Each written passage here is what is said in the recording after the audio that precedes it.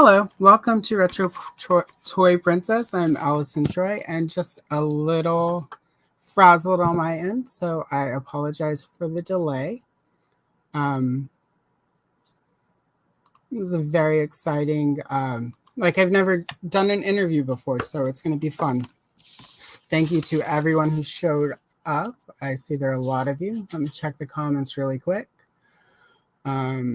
Lee Customs, welcome. Glad to see you.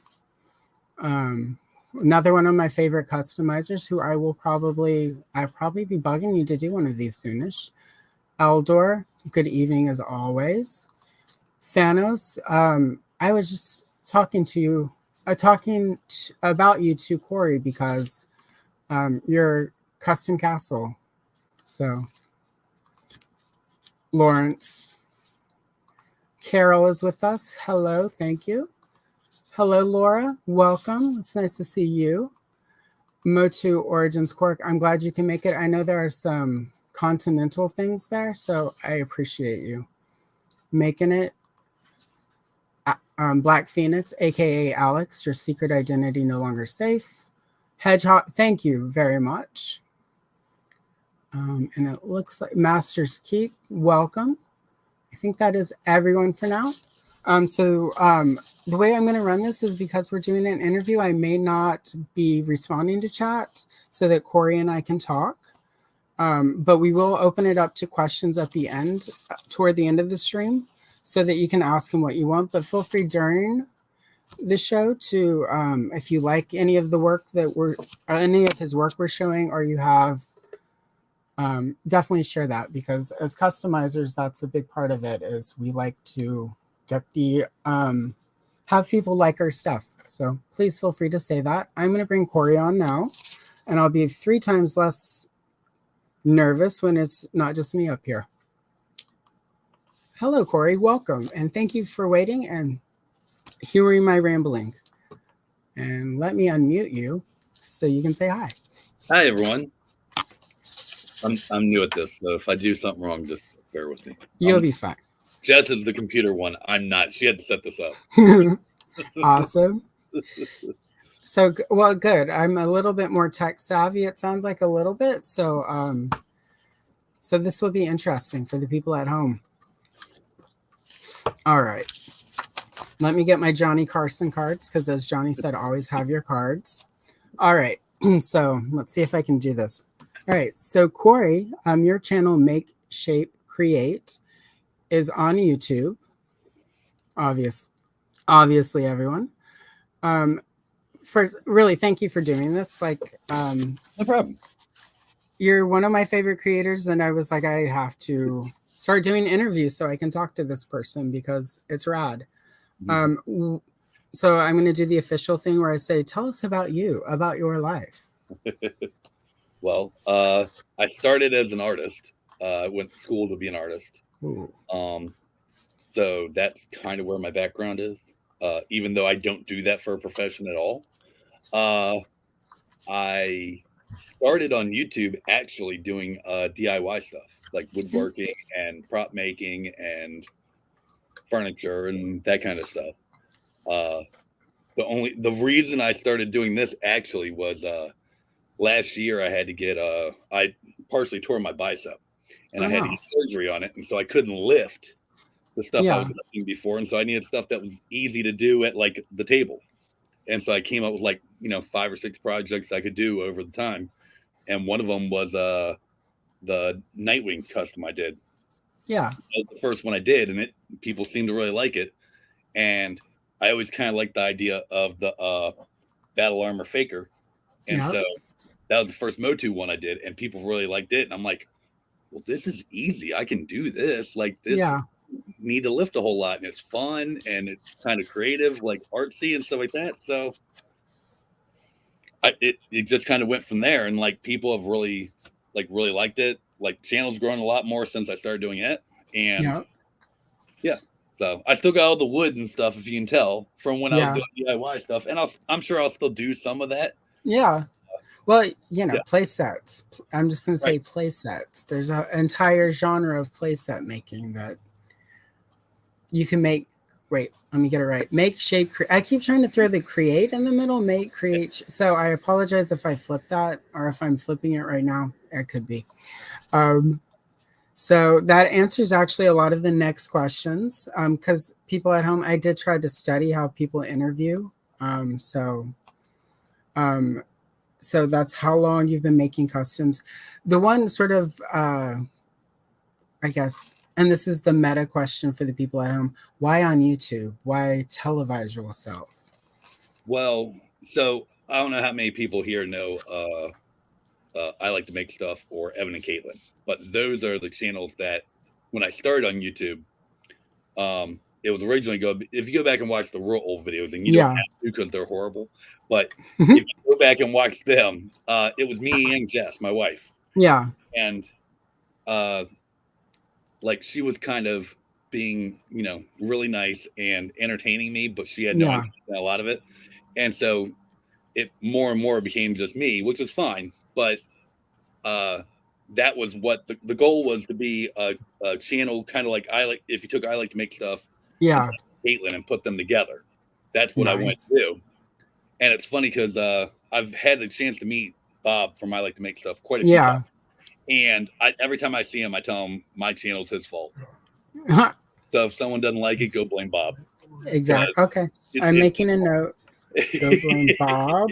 That way, if you ever make a content thing I don't like, I know it's his fault. Right. Also, speaking of Jess, she's your co-star in the Evil Lynn cosplay video, right? Yes. Yes. She's the one I made the Evil Lynn for, yes. That was a very excellent costume, and Jess is amazing. So she is. Everyone go take time after the stream, of course, and go watch all of the stuff, but definitely make sure to give Jess and the Evil Lynn cosplay some love, because that was a pretty good video. And it was just, I like the interaction. I like, even though it kind of, like there's a whole thing where you have to sort of be careful with what you share on the internet. I like when creators do show those parts, because it helps. And this sounds like internet, it makes you so personable. But I don't know. It was a fun video and excellent cosplay, and Jess is great. So three reasons to watch that video and enjoy it. So Evelyn kind of gives me the segue. I'm going to assume that you have a similar story to most of us as to why MOTU, why Masters of the Universe. Well, yes. I mean, I was born in '82, so I was born basically the same year it came out.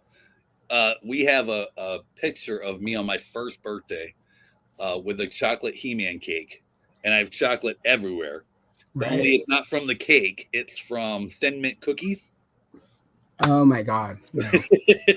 But until I don't know, whenever it stopped in the '80s, that was what I watched. That's what I played with. Like, you got, the Thundercats, and you had the Silverhawks and all that stuff too. But like, for a long time until recently, I thought I had all of the stuff from the '80s. And then now that I've, recently have kind of become reacquired with it, there's quite a few that I was like, I don't remember him. Like, I don't remember Scareglow. Oh, right at the end. Yeah, I don't remember him, but I had the King Randor, which was in the same wave. Yeah. I don't remember Clamp Champ, the figure, but I remember him in the magazine, like on the magazine cover. Yeah. But like then, like I remember the 2002, but by then I'd moved on to comic books. Right. I'm like, I was a comic book guy. I was a DC Comics guy. That's what I, for a long time, that's what I wanted to do. Is I wanted to draw comics. Sounds familiar. Right. And so, I saw the 2000X stuff and I liked it, but it was also one of those things that I was like, oh, well, I'm too old for toys. But every time I'd go to Walmart, or every time I'd go to Target, or every time I'd go to the mall and Toys R Us was there, he still popped in, and he still went and looked, and he still went and browsed and all that stuff. Back in May, Pixel Dan came to town, and I got to meet him. And I told him, I was like, you kind of gave me permission to like this stuff again. Oh. Like, because it was like, when you're adult, people are always like, oh, you're too old for that. You're too old for Yeah, that. right. We're not too old for this stuff. We can do Mm-mm. whatever we want. I mean, don't go kill people, kids. Don't do Yeah, that. no. Stay away from children. Really quick, the Alice and Troy Toy Princess does not condone murder. So No. anyway, continue. Don't do that stuff. Yeah, But no. like good stuff, go do good stuff. Yes, have fun. Like if you're not hurting someone else, go have fun. Like Exactly. and like once I've remembered that, I've been way happier in life. Yeah, well, sort of. You're closer to my little brother, and I say little brother, but my brother is probably about 2 years older than you, so little. But like around the time I hit 12, it was like, well, you're a little too old for toys. And then of course I had cassette tapes, because that's how we did our music. Mm-hmm. I mean, we had compact discs were expensive, so it's like if you really liked a cassette, then you asked for the compact disc, and that's how old I am that we still refer to them as compact discs at this part of my memory. And so I kind of, and then I discovered comic books, which were like toys, but like for whatever reason, for my parents, it was like, well, comic books are. Not that it was normal for me to be, like there's so much about my childhood that was not normal, but like. For them, the comic books, it wasn't as weird as like if I were still playing with toys. Mm-hmm. And they're so much bigger, and they made me draw more, and they got me more into art. So I think my parents just were able to tolerate the nerdery of it, and hope that my grandmother had as a child. They had like a wagon full of Wonder Woman comics, so that helped ease it. And because of that, I was able to pick up like. When the Kenner Batman stuff came out, I would pick up like the Catwoman from Batman Returns. So I was able to get some toys, but it really wasn't until Power of the Force that I was just like, screw it, I want toys. And I want this Leia figure, even though it's not the cutest Leia figure. And then just gave up any illusion of being an adult and dove into toys. I wasn't into the Motu because it was too kids for me. Like the posing and stuff was too much. It was a kids line, obviously. And I was already spoiled by Star Wars, but I got the Tila and I got the Evil one because I have a shelf of girl action figures, ladies, the women, the femmes. Because I was as a kid, if a toy line had a girl figure, that was a toy line. So, poor Barbie. She didn't, I like Barbie more as an adult. So like, but yeah, so like a lot of us, especially Gen X, elder millennials, we sort of, but we're the reason like the younger millennials and these next two generations are going to get to play with toys for their entire lives if they want to, because we're just like, do it, like have fun. And so the funny thing is that my parents were never like, oh, you don't need those toys. Yeah, right. My parents were 100% like, whatever, it's fine if you're not like murdering people or doing drugs. Right. Sure, if it's the toys, whatever. If it's the comic book, that's fine too. Cool. It was all the people you went to school with. It was your buddies that were like, toys are for kids or what are you, 3? Like, stuff like that. So that's really what got me out of it. It wasn't my parents. My parents were totally cool about it. I just saw a comment from Lawrence. Yeah, whatever, Lawrence. Anyway.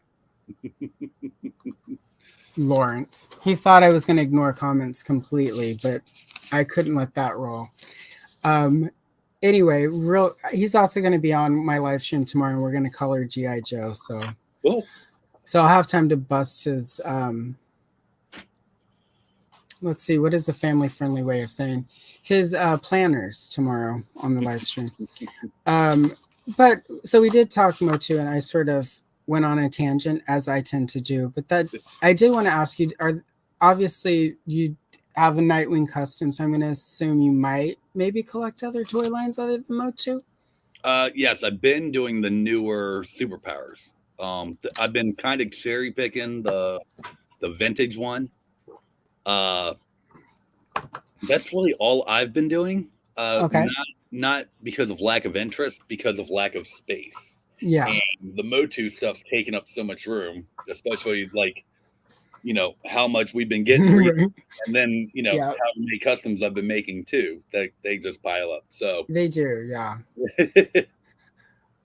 That may or may not be why my custom projects right now are, I don't want to say stalled, but not moving as quickly as they should be, because it's like, where do I put it when I'm done? And if I just haven't implemented it yet. Yeah, it's like, and it can't, like all of my fodder can't live in big bad toy store boxes if I unbox it and turn it into something else. So the space. I have a cabinet for like I don't know. There's little things that you like put like screws and nuts and all that. Yeah. Stuff.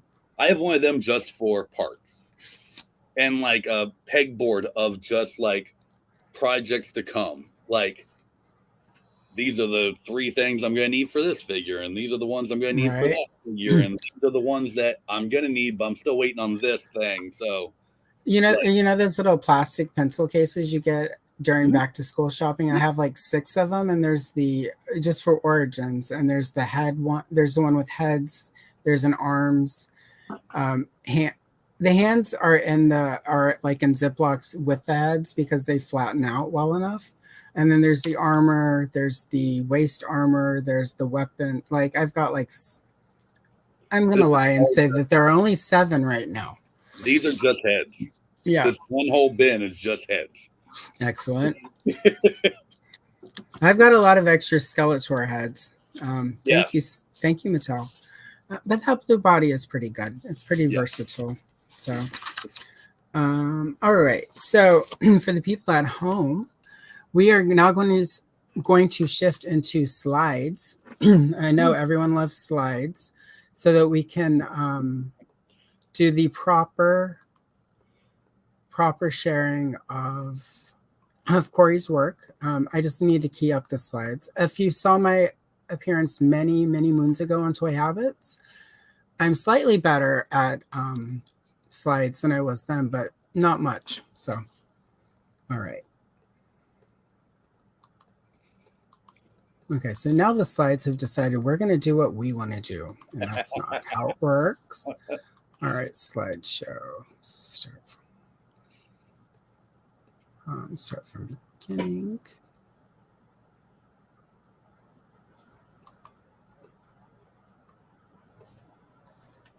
Okay, I figured it out. So, see, I learned so much quicker this time than last time. So we will now be adding some slides. Huzzah. And then let me get the corner of this screen off. And then I'm going to hide the thing that tells me not. Oh, wait, let's not do. There we go.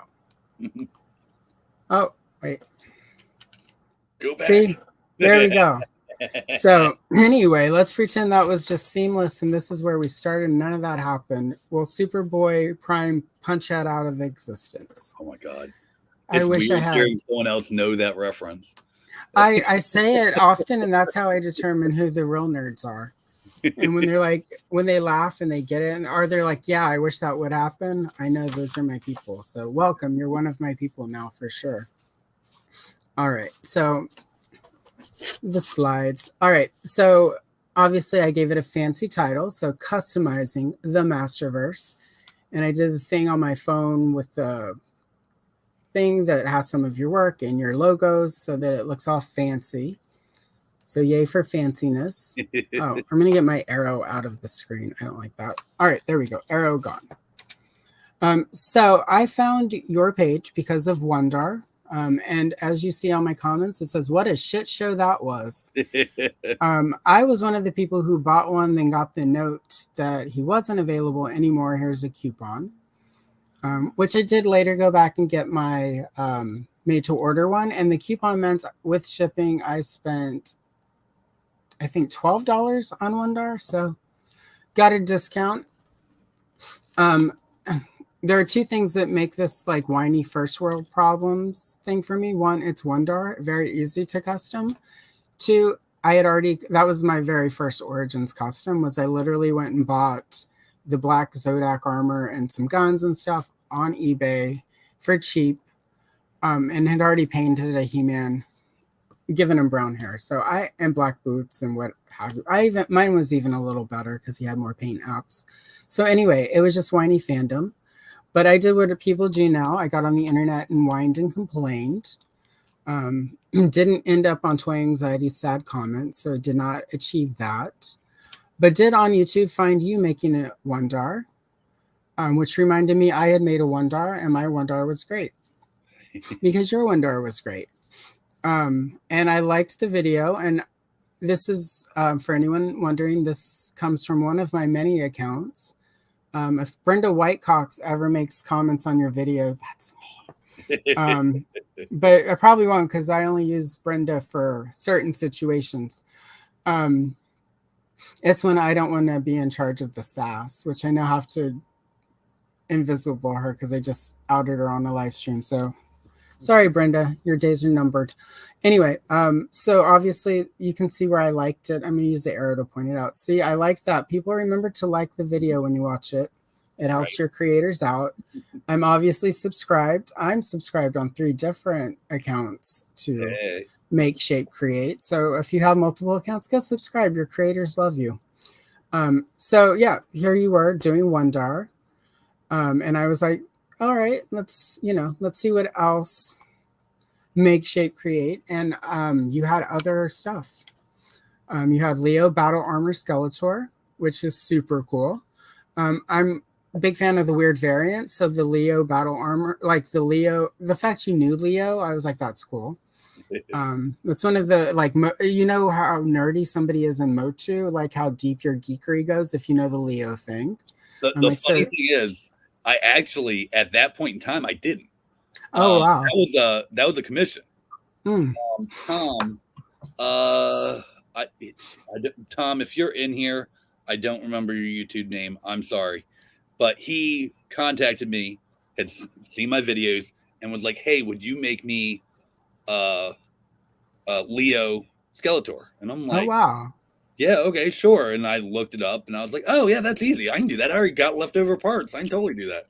Excellent. And he was actually the first one I got the chest, because when I did the faker, I couldn't get the chest to work. Yep. Because I had so much paint on it. The Leo one was the first one I got the chest to actually work. And so, because I didn't have to paint it. Yep. So, but then I figured out how the whole Leo thing happened and what that was, and blah blah. But those are for me. That's I think sort of the subset of how fun it is to create stuff for me. A lot of the fun and customizing is that research phase where you're trying to figure out where the heck this cool thing you saw came from. And of course, then my custom list ends up with like 20 other things on it that I find going down that rabbit hole. Yeah. Which brings us to Battle Armor Anti-Eternia He-Man. And it's abbreviated for people wondering because I couldn't fit them all in. And I'm still learning slideshows, and it looked janky when I tried to move it around. So that's what we got. You'll notice after this, I abandoned names on the slide because I'm like, it's just too much work.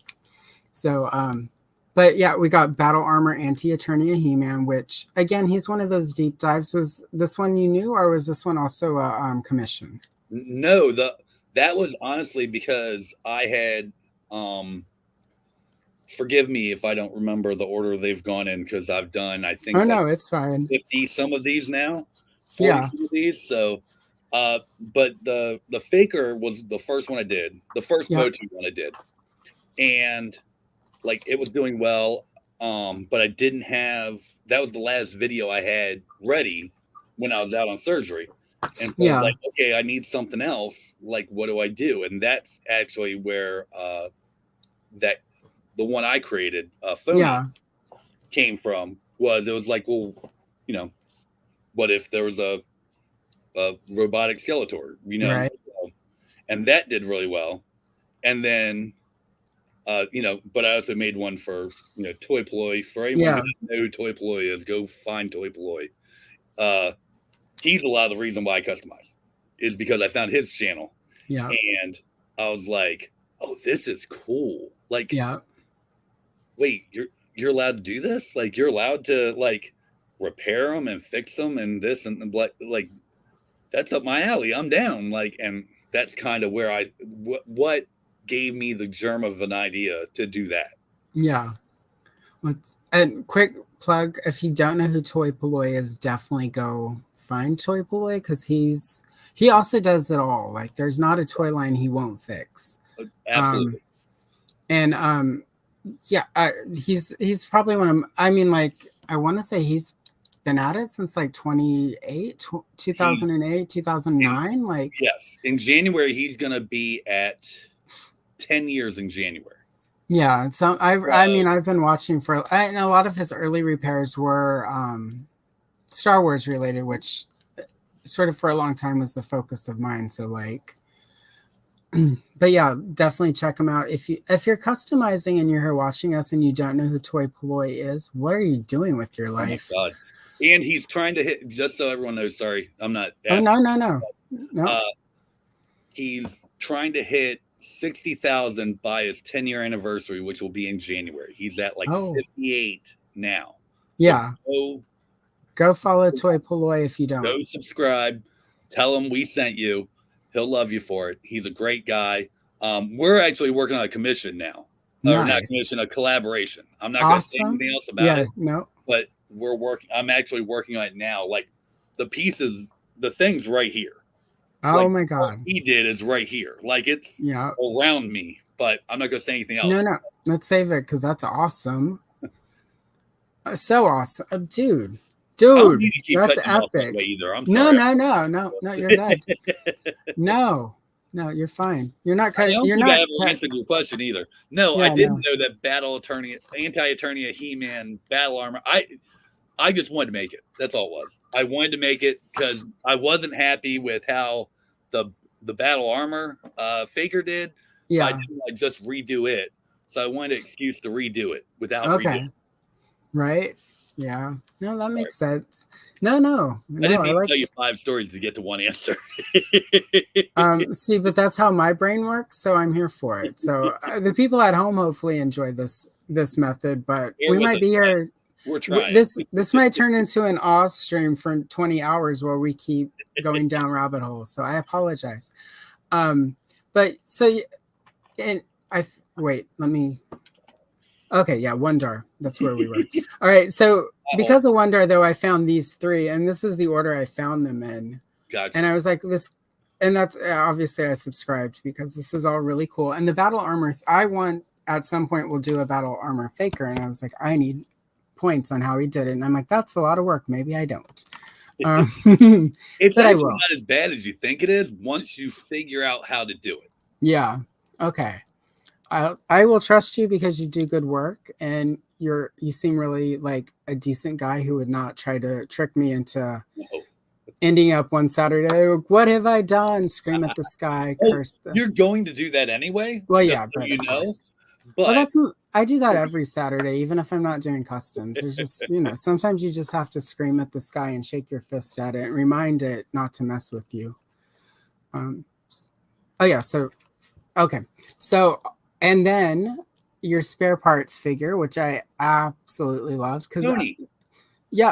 Because some of this is how the bulk of my customs are literally spare parts swapping. Because you'll do one custom and you have like, especially with Origins, you're like, I really just needed those feet. Mm-hmm. And this was the cheapest way to get those feet. And then you do that enough times. But he's also really cool. Like I really liked... like you made up it's not like you did an epic novel, but you made up a story for him, like an origin for him, like there's a reason why he exists. And it was just the creativity of it I thought was really cool, that it wasn't necessarily just as simple as throwing some parts together. You put thought into it. It's funny because I think that's one of the most popular customs I've done. It might not be the most, but it's up there. It's one of the tops. But that, like, I did a card back for it and everything. Like, that was actually the first one I met Toy Polloy on, because I was like, you know what? He liked Skeletors. He might like this. Yeah. And so I reached out, got his address. I had a couple other things I wanted to send him. And so I made it to send to made me one and then a set to send to him. He shared it on his channel, so that got me a big influx of people too. Yeah. And so then since then we've kind of kept in contact. And nice. Yeah, he's a great dude. He really is. No, he really comes across as like, again, there are a lot of people in ToyTube we could talk smack about, and we'll do that after the show offline. So there's no record of it. But Toy Polloy is one of those people. He's one of the people who like, he loves what he's doing and he wants to build a community of people who love doing this kind of stuff. Encourages anyone else to do it too. Yeah. Yeah. It's not a weird, like, I'm the only person who can do this. He literally does those videos in a way where anyone who watches them and pays attention, like with a little practice, you can be as good as Toy Polloy. Absolutely. Which is also, we'll just throw it in real quick before we get to the next person on the slide, because this is, of course, another place for me to fangirl out. But I like that about your videos too, that you show enough of, like, I've taken notes about how, I've asked a question or two in the comments as well. Like, wait, how did you do that? So I like that the steps are there. It's not how I'm going to make custom videos, because I hate the steps, and like filming the steps annoys me. But I appreciate people who do that. I appreciate you for doing this. Is the wait, let's do it officially. I appreciate you, Corey. Oh, you are amazing. So gotta do. My therapist told me to practice showing gratitude, so I've got that off. I got that. I'm gonna get a lot of it the next few days. Then I can be ungrateful the rest of the month. The funny thing about the videos is, so again, like I said, I started doing this as a DIY channel. Yeah. So that's the way I went into it, to doing the customs. But at the same time, I was going. So last year I went to it, and then this past year, me and Jess went. It's called Workbench Con. It's a convention in Atlanta, and both times was just a nightmare. Not the con itself, just Atlanta was a nightmare. And like this last year, we had a really bad experience. But regardless, there were some books I'd gotten from them, and it was like, how to, film video, how to do this, and blah, blah, blah. And I started following it a little too much. And so I stopped. If you notice, there's a whole bunch of videos where I stopped talking. And I talk until the end of the video, and I don't explain what I'm doing. I just kind of try to show it. And it works really well for some, but doesn't work so well for others. Yeah. So then I get comments like, well, wait, how'd you do that? Yeah. And I had to explain it in the comments, which is fine. But it's like, okay, you need to, there's things you have to explain. Yeah. There's things you have to talk about. You can't just do this like a movie trailer or something where you just show it, don't say it. Right. Sometimes you have to say, hey, I'm painting this with enamel paint, not regular paint. You do that because otherwise I'm just showing you and you're like, oh, it's just red paint. Got it. So it's one of those things always getting better. Yeah.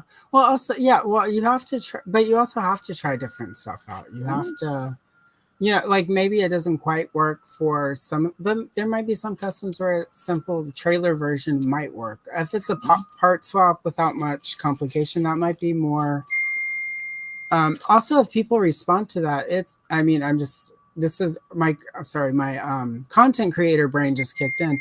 It's also possible that might be a way for you to repurpose videos and take one you've already made and do it as like music only, soundless, for people who do respond to that and want that. So, double 2 videos for the work of one. Right. Well, there's a little extra editing to take that, but you get it. You get what I'm saying. You're smart. Anyway, next up, Thundar the Barbarian, which was one of my favorite cartoons as a kid, and very He-Man like. We never got a proper toy line. Somebody in comments is going to go, there was that one guy that made those figures in the early 2000s, but anything that's that expensive and unobtainable doesn't count. So we're just, that line never happened, people, because I can't afford it. I can't justify spending that money for those figures. So you made Thundar, and he's rad. So was this a commission or was this for you? No, this was just for me. This was Excellent. I don't really. I think it was one of those things where I was trying to find. Up until this point, I hadn't done an actual He-Man yet. I'd Right. done the Faker, I'd done the Anti-Eternia He-Man, but I hadn't done a He-Man. The actual first He-Man custom I did, I don't know, it's probably down the road, but this was the closest to an actual He-Man custom I'd done yet. Yeah. And I don't remember how I got to it or whatever. I was just like, why do Thunder? Thunder's pretty easy. And a lot of times I just find something. Yep. And it just sparks something. And it's like, okay, nope, this is what I got to do now. And like, it doesn't matter if I planned on making this one. Nope, I'm making this one first because that's the one that's in my brain. And I've already figured it. I figured out that one little thing that I didn't know how to do yet. Or what? A lot of times it's finding that little nugget or something interesting for me. Because I mean, I can sit here and make whatever custom in the world and do it however way, but like if it's not interesting to me, it's hard to make it interesting for you. Right. So like that's why, and like when we were talking before we were doing this, you referred to me as the MacGyver of customs. Yep, I did. And I think a lot of that is because I come to this with a maker mentality, with a woodworking and a prop making mentality versus like a toy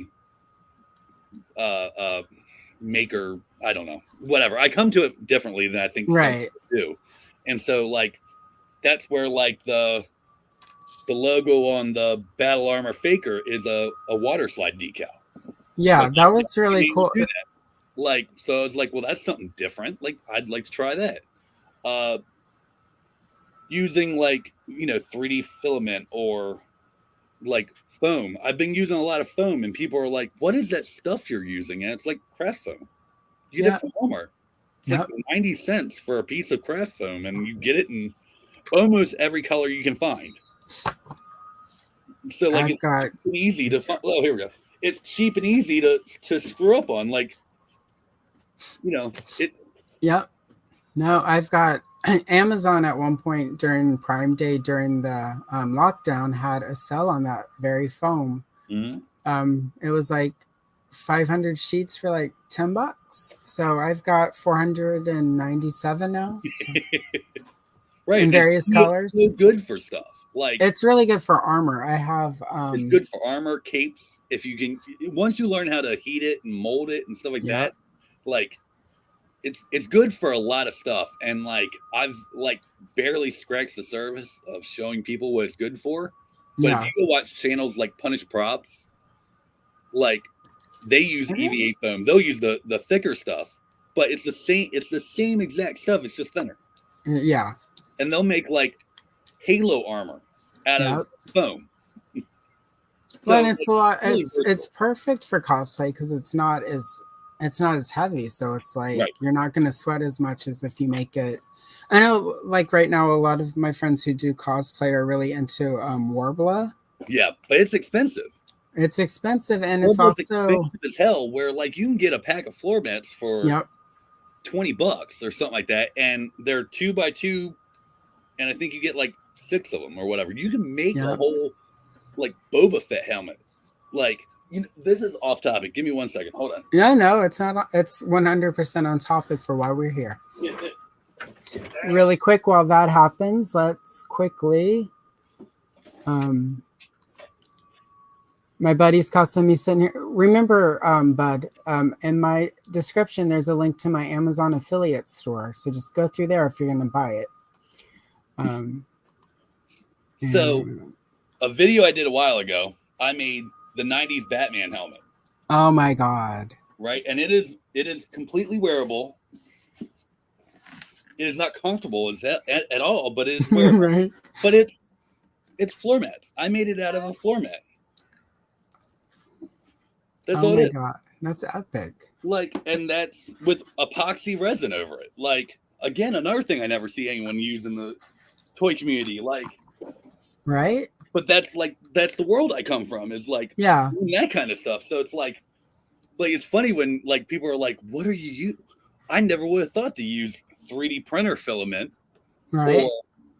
Or I never would have thought to use like cardstock I'm like, why not? Like, it's there, use it. Like, Right. Yeah. No, what's funny is like, let me grab it really quick.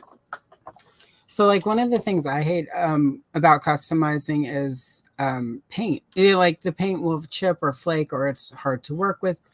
It won't always stick on certain plastics. You have to find, which is why I use fingernail polish, because it pretty much sticks to anything. You have to like do a good matte finish spray on it, or it'll get sticky over time. But like my Adora that I did, it's a metallic red paint, red fingernail polish, and like I stumbled on that one day I was trying to do a Madame Raz vintage Princess of Power, and I couldn't get anything to stick to the figure, and I was just sitting there, and I had a jar of polish that was the exact color of that I want, because I reimagined her because I don't like those Filmation cartoony characters, but it was the exact shade that I wanted for her bodice, and it was the polish that and it stuck right away. It dried a lot quicker sometimes than acrylics will. And I didn't have to do coat after coat. It just like one good glossy coat. I've did the top coat on it, and it had that lacquer. I was just like, this changes the game. So, and they come in, and polish comes in so many different colors that you're right. I found this metallic paint on Amazon. Oh, nice. And I use it. It's called Lamara or something like that. It comes in almost every metallic color you can think of. I got red, blue, orange, purple. The Battle Armor Leo Skeletor, that purple is this. The Battle Armor Anti-Eternia He-Man, it's this red. I've used it quite a few times, but like you can get it in gold, silver, all that stuff. Yeah. But like for regular craft paint, and I learned this from Toy Ploy, the Vallejo craft paints, the and model color. Paints, that's what they're for. So they're a little more pigmented. For the regular Origin figures, it goes over pretty well. You don't usually have to prime it or something like that, but they do have a primer. I don't have it handy. Jess uses it too, but I don't really like the primer. Yeah, but it's not too bad. Okay. I found for most of the figures, you don't have to prime too much. Occasionally, you do. Yeah, it just depends on how drastic you go. I try to find a piece that's already that color. Yeah. Close to that color. And if like when I did this, like the only thing I had to paint was really his chest. Yeah. Like I did his head in the video because I didn't have another faker at the time. And I wanted my faker. I got another faker head and just popped it on. Right. But like they didn't have an orange Battle Armor chest. If they did, I wouldn't have been making the video. Right. You know what I mean? Exactly. Especially with like, the Origins. Right. And then like with the phony, like taking it from like the bluish purple to like more of a navy blue or whatever was such a gradual change. I did prime it, but in later videos where I made it again, I didn't have to. So it's if you find something that's a closer transition, it's not too bad. But that's also where I've come to dye a lot of them using just white dye, and then you can usually get it. Like I did that with this armor or whatever. This was like orange armor. I dyed it red. Wow. Okay. Like, it works. It works well. It works well on some. The chest usually have a problem dyeing. But the weapons and the arms and legs and feet, all of them, they dye.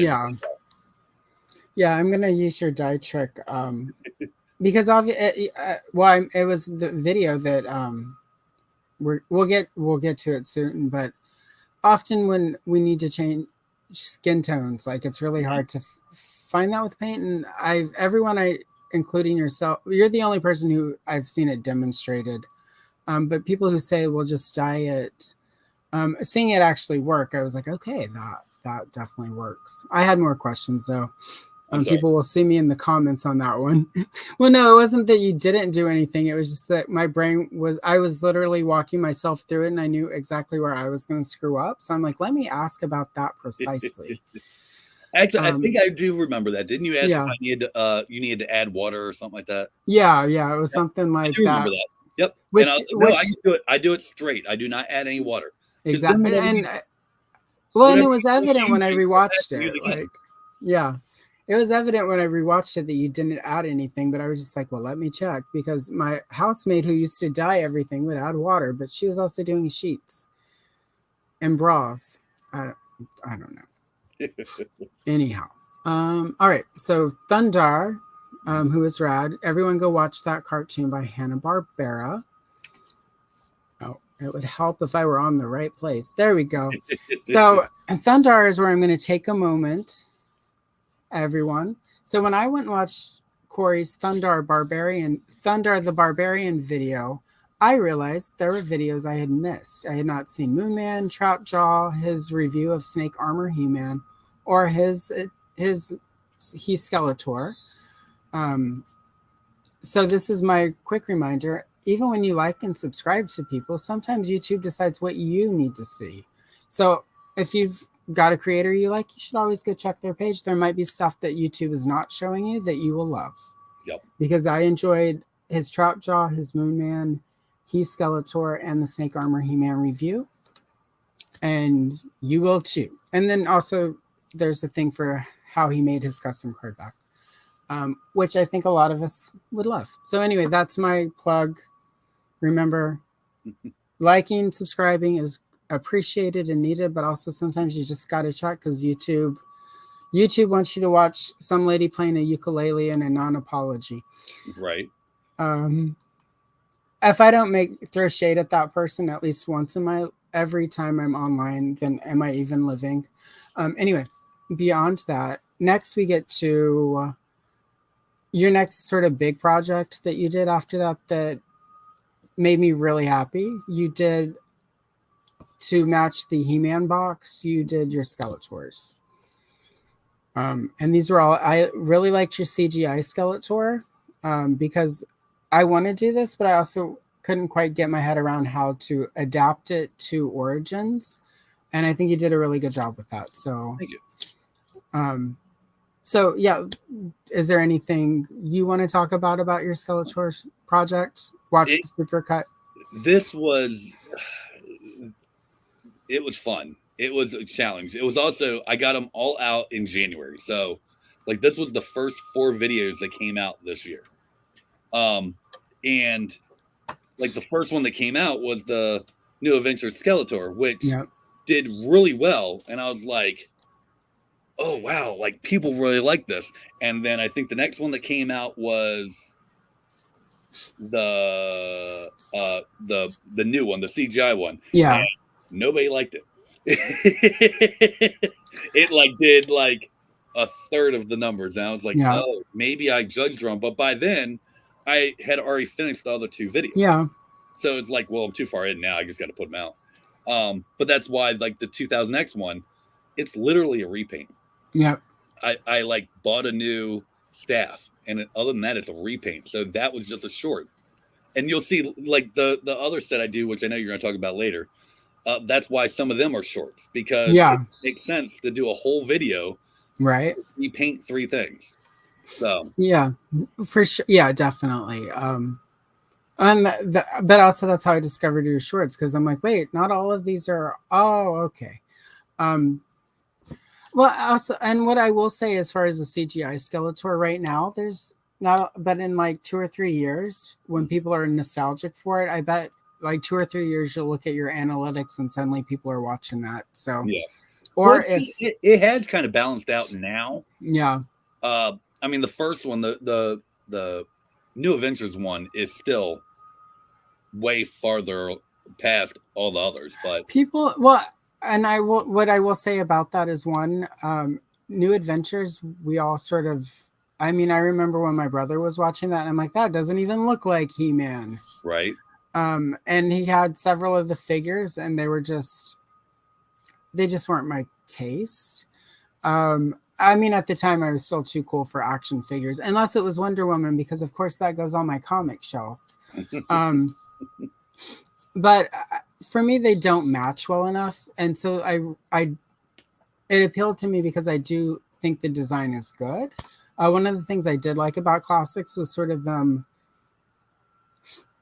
redoing the 2000, not the 2000, the New Adventures figures in a similar book, because I think a lot of those designs are really solid. It's just they needed to look like He-Man. Yeah. In retrospect, I would say Mattel should have just used the same style and just that in space. I think it would have carried over way more people. But it makes sense to me because like Skeletor is popular and it's a really cool design. And I, especially with the Masterverse one that came out, yes, I would assume a lot of people are going to start doing that. So you'll probably, some of your steady viewing on that is probably people buying that figure and then watching your video to get an idea how to do that with Origins. Yeah. So for me, like your CGI Skeletor 100% like is going to happen. I've got a couple extra Ram Mam. The fact that got out into the public, I will always love.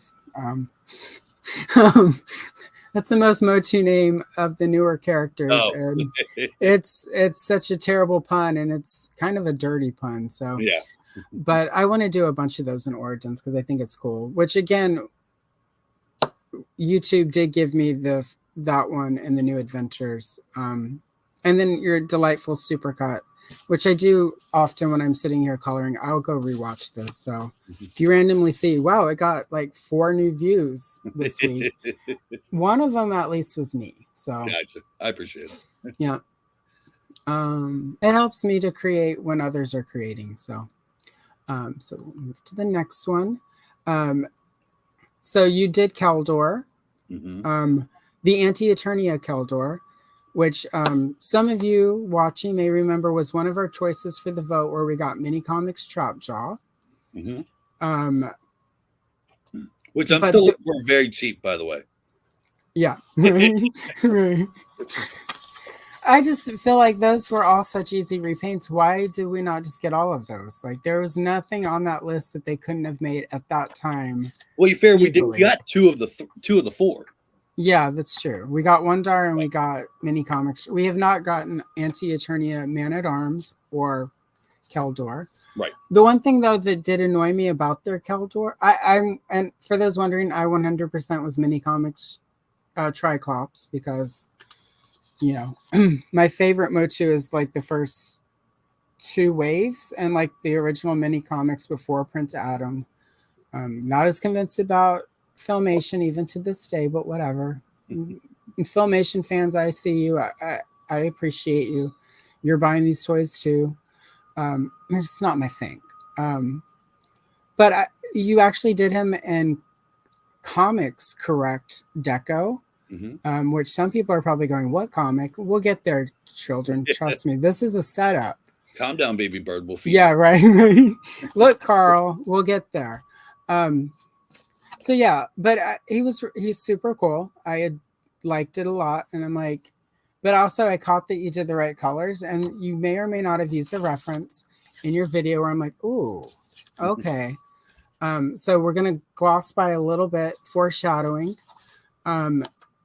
Your battle armor She-Ra, which is a really cool idea that we're gonna deep dive on in a second, and then your ice armor He-Man. And that was my first He-Man custom. Was that one? Yeah, this is your first outright.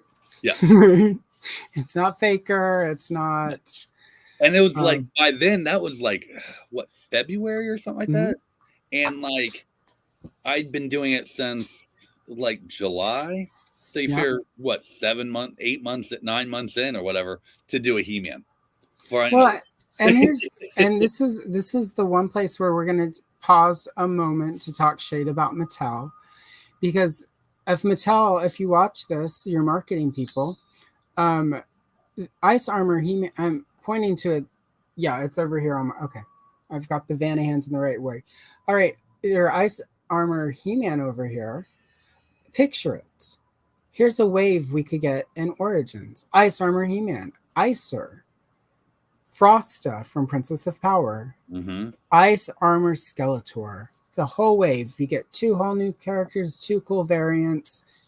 Kids get a He-Man and a Skeletor. The rest of us get the stuff we want. That's cool and rare. Anyway. The funny thing is that, like, I have a buddy. I think he's on. Oh, he is on. Tom. Hi, Tom. Hi, Tom Tom. is the only like person in person I know who collects action figures. Yeah. Who has for a long time. We used to do a podcast together and all that stuff. But Well, hi, Tom. But he was the first one that was like, "Oh, dude, this is cool. Like, no, do this, do more of this." But then, yep, there he is. But like when I first started with Origins, I had no aspirations of collecting all of them. It was like, no, I'm just going to do the He-Man Skeletor variants. And so that's kind of where I started. And so, like, if you watch the display shelf video, there's very few figures on there because at that point in time, that was my goal, was just to do them. And then I end up with, oh, well, if I'm, I really like Man at Arms too. I and well, if I got Man at Arms, I need Tila. Yeah. Well, if I got Tila, I need Evelyn. And if you get Evelyn, well, you got to have Beastman for this. And, next thing you know, it's like, okay, so I got all the retail ones. I got to go back and get all the Mattel Creations one because I didn't know about Mattel Creations. Oh, wow. I didn't know about it until they were reselling Wondar. Oh, wow. That's when I found out about Mattel Creations. I'm like, what's this? Oh, no. They were doing that and Grizzler.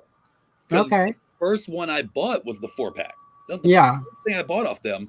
And like I paid regular and got it literally the next day.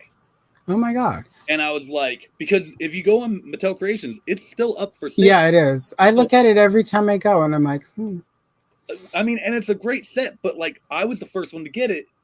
I mean, and like it's not because they knew who I was, because at that point in time I'd never done a review video. Yeah. And that was the first review video I did, and it is still one of my highest viewed videos. Everyone that I'm subscribed to who did a review video of that box that I've watched, and it's usually right after I look at it on Mattel Creations. I'm like, it's a lot of money. And it is, but I really want that New Adventures He-Man and that CGI He-Man. And all the weapons are vac metal, which is even cooler. Like, but that's where I learned about Mattel Creations. I'm like, oh, this is really cool. Like, and then since then, I think I've gotten all the Origins ones on there. Yeah. But so now I've had to go back and find Wondar and Grizzler and that's a I both love and hate Mattel. I love that because of it, there are some characters that they will give us that they wouldn't have given us otherwise, because retail, wouldn't support, or the price point on it would be a little too high, unless it was a deluxe. But with the deluxe, you have to do all sorts of deluxe things. So I am a fan of the idea. I think some of the implementation is still like nothing should sell out, in my opinion. On a toy line like this that a lot of people collect, nothing should sell out and be unobtainable if you don't get in the first 10-15 minutes. Right. And 10-15 minutes is Lady Slither and Fangor lasted a bit longer. They're finally, I think, starting to adjust it. Mm-hmm. But with their talk about moving vintage, Origins that are directly based on all of the vintage figures to Mattel Creation, they really need to fix it so that people have a week or two to buy, even if it's just like they did with Grizzler, the made to order. Like, I would even prefer that. Like, give us like the way they should do it is they should have an initial thing where this is how many we have. We have 2 million. I don't know how many they sell, but let's say they have 1 million of them. They put them up for sale. If they sell out in 15 minutes, so be it. You have to do your whole thing, but then very quickly be like, okay, now, because that's sold out and that did really well, we're going to do a made to order. Now, to make the made to order, we have to hit X amount of orders. Same way they did Eternia, where it's like, you have to make this, we have to sell this many. Yeah. Sell this many, not a problem. I think a lot of people would feel a lot less weird about the Mattel Creations thing happening if they were just open like that Yep. I think for me, a lot of what's going on with Mattel is I don't feel like they're very communicative. Yeah, I said that right. I don't feel like they're not communicating with us, and it's like it's really hard because Hasbro, Super 7, McFarland, we may not like what they have to say, but they at least communicate to the fans and to the customers. Like they're out there, they're approachable, you can talk to them. So like, it's really weird that Mattel doesn't have any of that process set up. So, Right. all Well, right. I think some of the problem is that, and I didn't realize this until I watched the Pixel Dan video from Comic Con. Yeah. He interviewed, I think his name's Josh Mm-hmm. from Mattel, and I did not realize that Mattel and Mattel Creations are not the same. Yeah, they're not. Mattel Creations is just a store that has people that run the store, and then Mattel is Mattel. So Mattel gives them product, and they sell it. Yeah. But if they're not communicating back, and then Mattel still has to give them permission. So if it was just Mattel doing it, it'd probably be easy. It'd be like, yeah, hey, put more up for sale. Right, exactly. We'll make them. Like, but it's not, so they don't. I think I want to believe that's what it is. I don't know. That sounds about right. Oh, corporate America. Right. All right. So there we go. So here's our deep dive on Battle Armor She-Ra. Because what I really like and this is where I stopped because I needed to find for my screenshot. I watched the whole video several times. Anyone wondering where the red line is, this was just the best place to get a shot for our slide. So anyhow, what I really liked about this video was the custom did not go exactly how you wanted it. You weren't entirely satisfied at the end of it, yet you still put it on the internet so that we could all learn from it and take what we needed from it. Which I think I feel like a lot of times, and I say this as somebody who would do the exact same thing where I would just not make the video or I wouldn't put it up. So I think that's really cool. And no, I'm not going to take the lesson as intended and also be vulnerable and put up something that I'm not quite happy with. Not going to happen comment section, but I liked that you did that. And did you have any doubt about doing that, or was it just from the get-go like this is going up, even though I'm not completely satisfied? It was always going to go up. Okay. Unless I start something and like I can't even say that.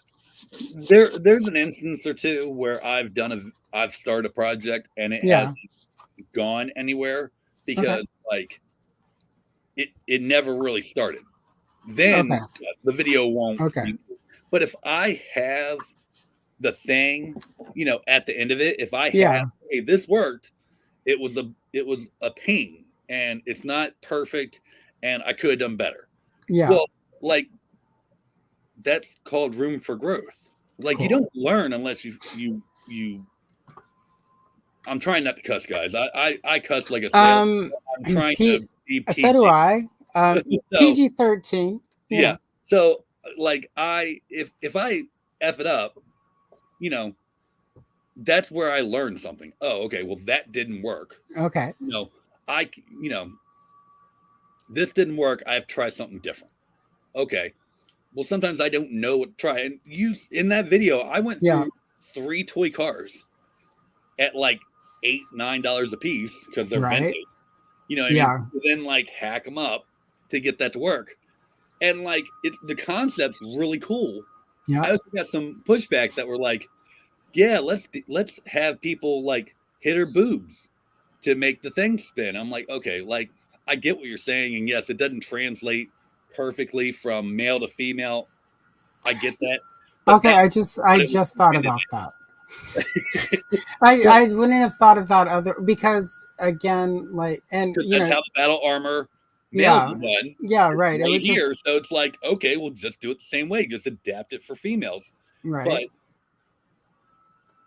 yeah, so but that's something you found out in the comment section. But that's also one of those things where, like, I don't shy away from that either. Like, yeah, well, I completely missed the. I mean, not that I didn't. My brain didn't go there because it's battle armor. It's not like she's not in a bikini, So it's not like they're actually hitting her in the boobs. It's arm. Oh, and I say that, and I'm, you know, I did Like, women's again, studies in college. Like, that was I've something that marched. I didn't think about. And then I Yeah. immediately thought, oh, well, you know what? It probably would have been better to do vertically Yeah. versus horizontally right here. Yeah. That's something I wouldn't have known had I not gotten that comment. That's And true. like, I could, be afraid of the comments, and I could, oh, well, I got a bad comment. Let me delete them. Right. But why?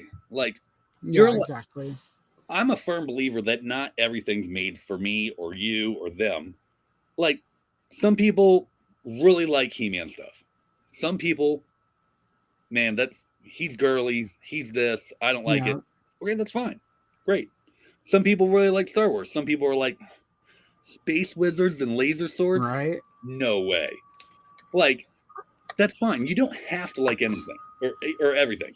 And I think the problem with our society, right, that a lot of us think everything needs to be made for us, and forgot somewhere along the way that, like, if someone says something you don't like, don't listen to them. Right. If someone makes something you don't like, don't buy it. Don't watch it. Don't listen to it. It can exist. Someone likes it. Right. Again, don't go murder people. I'm not talking about Again, we neither condone nor support.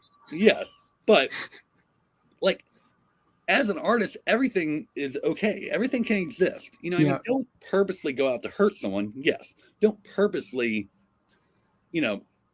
try to bully or someone like that. But if you don't like what I did, great. But at the same time, someone's going to watch this video and be like, you know what? I'm glad he tried that. That gave me the courage to go try this thing.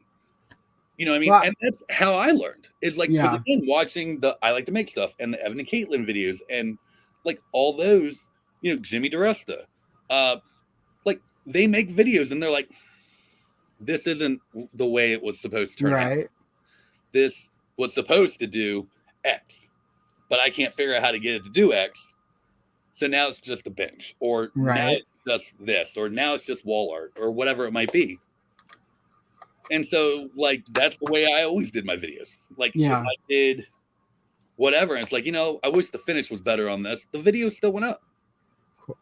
Because, like, if I messed up on it, that means that you might mess up on it. And if you saw that I did it that way and it didn't work, don't do that. Right.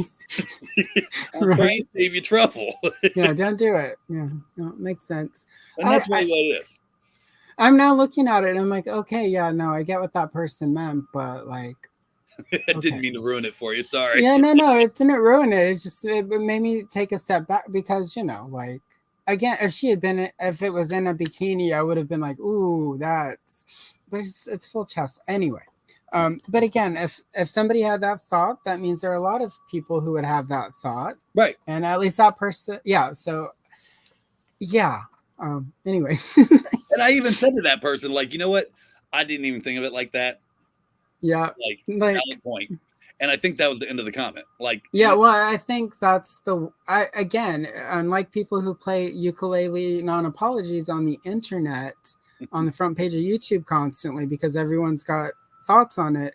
I think if we all learn to just say, like somebody on one of my history videos was like, really good video, sounds terrible. And I was just like, I just liked it, did the heart and moved on. Cause I'm like, yeah, maybe, no, valid. But that's also one of those things that's like, okay, you know what? I wouldn't have known that for instance, my early videos, the volume on the music and the audio and all this is all jacked up. I'm hard of hearing. So I'm not the one to judge audio level, right? Because everything is normally way up. Yeah. So when I do mine with this on. So like things sound much different here than they do if you're on a phone. It's And so with that, and that being said, like my whole YouTube studio is this. Nice. Like film, edit, everything, thumbnail, sharing, everything is done from this. The computer I'm on, I think I've been on 10 times. I had it for 2 or 3 years. Nice. Like, so I don't, but I wouldn't have known that there was a problem with the audio if someone doesn't tell you. And I don't think that it's always meant to be ill-willed or mean or whatever, even though it might come off that way.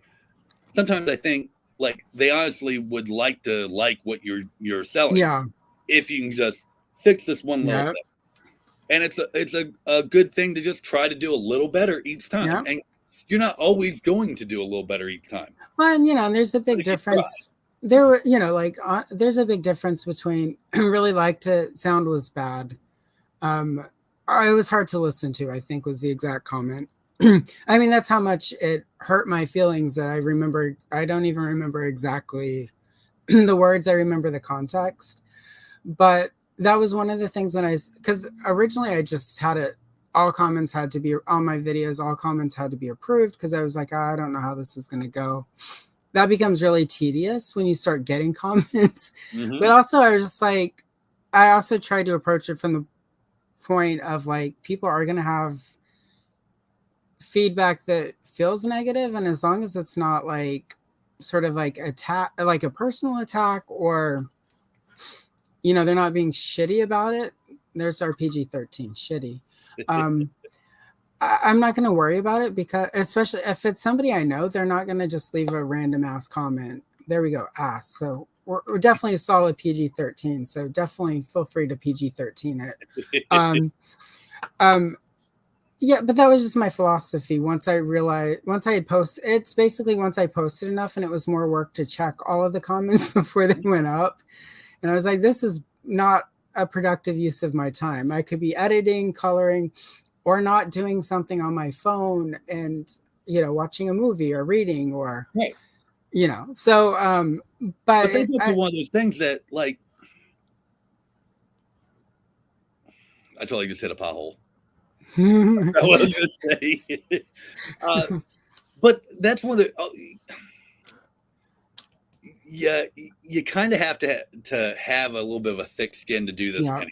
Yeah, exactly. Because that's what it was. So people are going to leave bad comments, and that's not inherently bad that they do. It's not inherently bad that video has 9 or 8 or 0 thumbs down.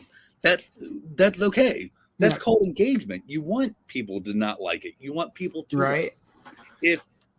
If not everyone's going to like everything. And that goes back to not everything's made for everyone. And it's okay not to like it. And it's okay to put a thumbs down. Like my friend Kelly, like every time he sees one of my videos, not because he didn't like it, just to be different, we'll put a thumbs down. Like, but it's engagement. It's not bad. Yeah. It's not going to do anything. It shows the algorithm that like, okay, well, for every like you get, there's X amount of people that watch it. For every thumbs down you got, there's even more people that probably watched it. Yeah. It didn't do that because they're like, well, I don't want them. I don't want to do this, so I won't do it. But then you have that one asshole that's like, I don't like this. This isn't mine. You didn't make it where I would have done it. Right. You're right. I'm not you. Well, I've also noticed the algorithm, like whenever I will get a dislike on something, all of a sudden, right after that shows up, all of a sudden the algorithm will push my stuff out to more people. So it definitely like does something in YouTube where they're like, oh, wait, this might cause controversy. Let's push it. Right. So people like drama. Oh, yeah. I say that as if I don't watch every one of those videos tearing apart the bad apology with ukulele lady. So anyway. I have no idea what this video is. That's fine. I shouldn't because it means I spend too much time on YouTube. So anyway, let's get back to the work. Next up is your 80s version of Battle Armor Skeletor, which I liked that you did a vintage custom. Because sometimes you get in a rut and you're only doing the modern stuff. So I really thought that was cool. And then we get to your Warrior Angel, which is epic. It's I want to say that when I watched it, I don't know if I quite thought it this way, but like, what I want to think I thought was, wow, he just completely upped his game, because like the wings, and there was so much that you did in this one that was like a step up from like, and not in a bad way, like not like everything, but it was just like the art of it, the craft of it, like it felt like you just brought it up to here. Um, so this one was really exciting to watch. I've watched it a couple times too, especially the wings. Like the creation of those wings, I was like, this is, and it wasn't a difficult build. It's not like anything you did isn't something anyone else could do with a little bit of time and effort. But it was just the thinking out of the box that happened here was really, to me, super amazing. And so quickly go to the next slide, which sort of has him there. So tell us all about your warrior angel. So to be fair, this isn't. I made it. I did not design it. This was a custom.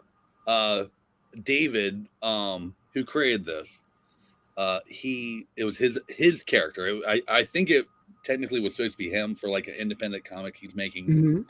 Mm-hmm. And he contacted me and asked if he sent me some artwork, and it was like like 2 drawings he had done. Yeah. And I think the comic series was like God, the Devil, and David, or something like that.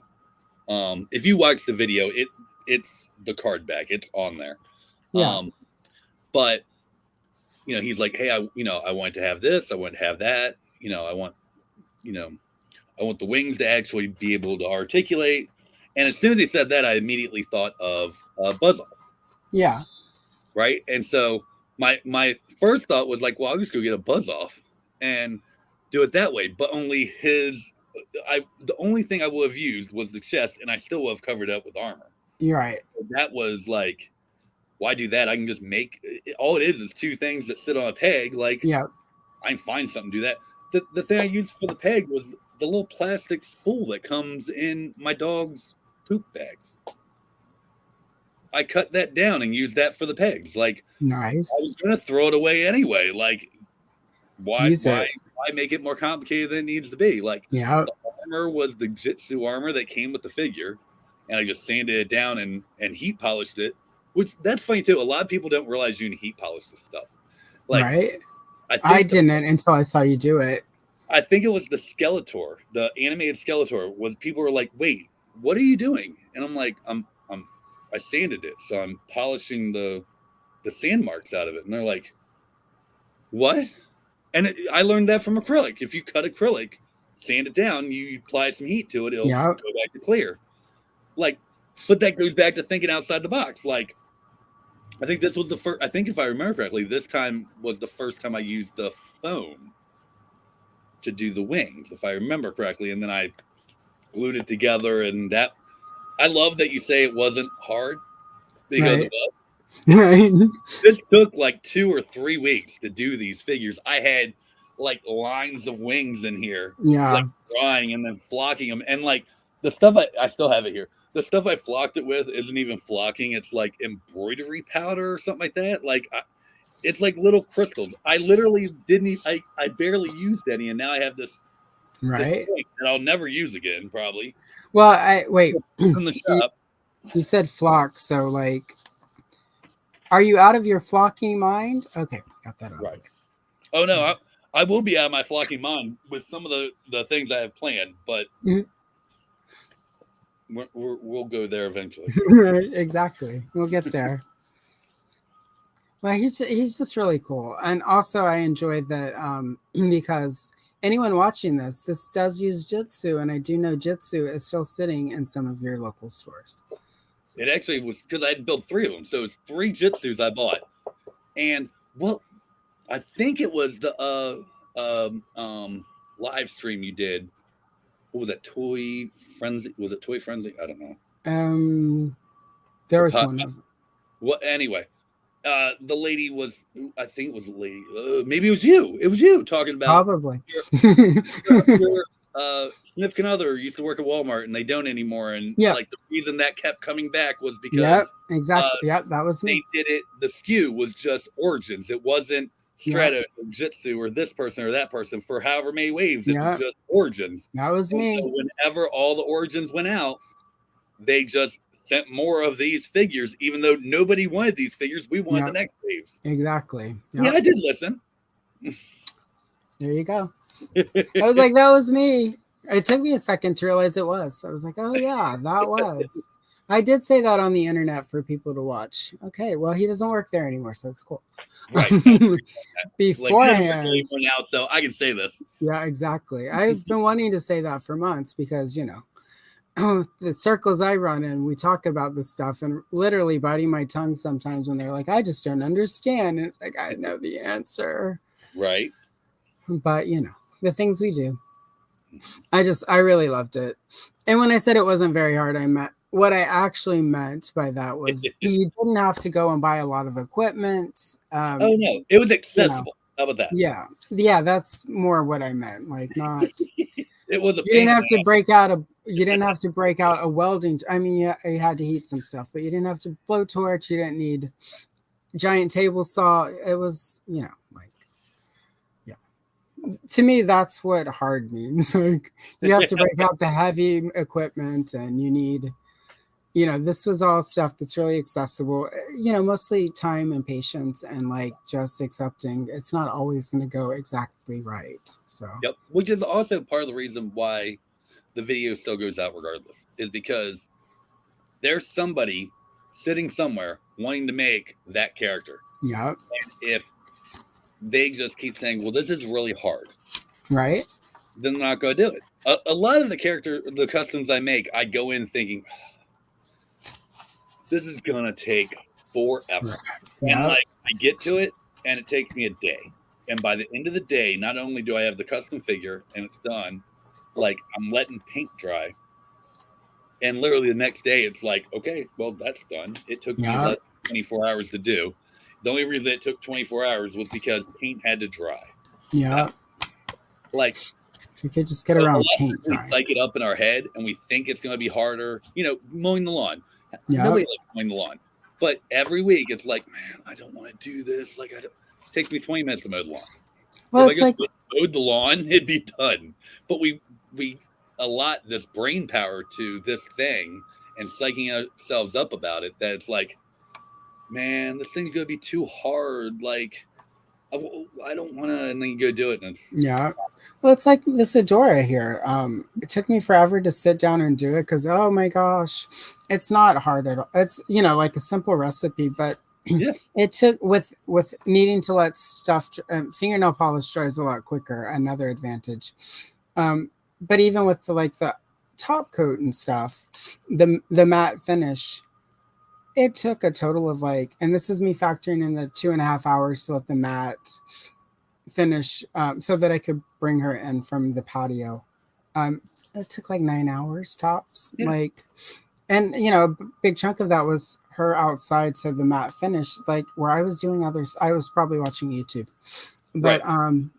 But yeah, I built it up in my head like it's going to take it just takes sort of a little focus, and I think that is, for me at least, sometimes a problem. So the hardest thing of any project is starting. Yeah. Once you start it, most times it will just, you'll blow through it. You're gonna have the occasional one that it doesn't, but most of them, it's the hardest thing is to start it. That's it. Nice. Yeah, that's a good point. And I should write that down and put it there, and I won't though. Next, so he gets his own page because this is where things got really super cool, I thought. So I obviously know who this character is. And this is one of the characters I've been hoping Mattel would give us, and finally realized probably not, even though we've gotten some anti-Eternia stuff. Because he's really cool. This is also, I think, where you use the die. I think this is the comment about the die lives on this video. So before we sort of get to that, for the viewers at home who may not know who He Soul is, let's do a quick comic book geekery. So in 2020, DC Comics released He-Man and the Masters of the Multiverse. Let me morph into my history voice. It was a 6-part miniseries. I can't do it. I can't do it live. Anyway, You're doing great. Keep going. Keep going. Don't stop now. Set in Anti-Eternia, it opens with young Prince Keldor and the Masters of the Universe, who in this universe are the villains, fighting against the forces of Anti-Eternia, which includes zombie Anti-Eternia Teela. And I say zombie because she eats people. Yes. If Mattel is watching, these are all figures you could release that are easy repaints. Yes. And I would love to not have to figure out how to do an Anti-Eternia Teela with paint and whatnot. And also, side note, the color on both the color scheme on both Triclops and Trapjaw here, I would love to see in toy form. Anyway. Okay, so through the course of it, we get movie He-Man, because it's an adventure across the multiverse. Anti-Eternia He-Man has threatened the entire Masterverse, and he has to collect He-Man from each dimension to fight. Well, movie He-Man anyway. And we get Castle Hellspawn, which if Thanos is still watching, he has made an epic one that is on his Instagram. I encourage everyone go find that. It even brings in new adventures of He-Man. So we go to space. We get to see the Zodak convention, including Mighty Spectre, who sadly, for everyone who loves this character, is murdered by King Hiss in the course of the story. And murdered mostly off panel. So you just see a leg and top of the head at the bottom of the panel, and King Hiss covering him with snakes to eat him. So for anyone who loves Spectre, do not find this comic series to read that. If you don't like Spectre, you probably enjoy it more. But also here's Strobo and a blue Zodak who's a girl. So I obviously want all of these Zodaks. I don't need Mighty Spectre because I did a custom where I repainted a Man-at-Arms, so the Spectre actually looks like a Masters of the Universe character, not Deadpool. Anyway, that was shade. Let's move. They even go to the Filmation Masters of the universe, and they're drawn in cartoon style. Here's another world with a bunch of cool versions of He-Man and family. Well, I don't know if family, but there's Zodak, there's Stratos. Mattel, these would be cool figures. Mm-hmm. It ends sort of with all of the evil Anti-Eternia Masters of the Universe. But picture, you guys and Corey, if we got Buzz Off with red wings. Right. I think I've seen a custom of that. Yeah. Someone did that. Yeah. And these are all characters except Cyclone. But hey, Mattel, there's another thing you could do with Cyclone. So let's get that Cyclone on the way. And then, of course, at some point, Anti-Eternia He-Man gets Anti-Eternia He-Man armor that looks like movie Skeletor armor. This could all be done in amazing translucent plastic metal or vac metal, red vac metal for that helmet. And then this is the part that's relevant. Other than you guys should read this comic. He-Man, this is the regular He-Man, the one we know and love, and he has summoned all of the He-Man from different dimensions and worlds in the multiverse. And then one of the multiversal Panthers go and find Keldor, who's had half of his face burned off, because he's going to be Skeletor one day. More cartoon stuff, and then it ends. They save the universe because they do. And they all go back to their own universes. And we have He-Soul with movie Teela, sort of, and movie Man-at-Arms, sort of. We've got, oh my God, yes. I got the Tina part and I was forgetting. What is the first part? Against the Blood Countess. I forget her official name. I'm doing a custom of her though.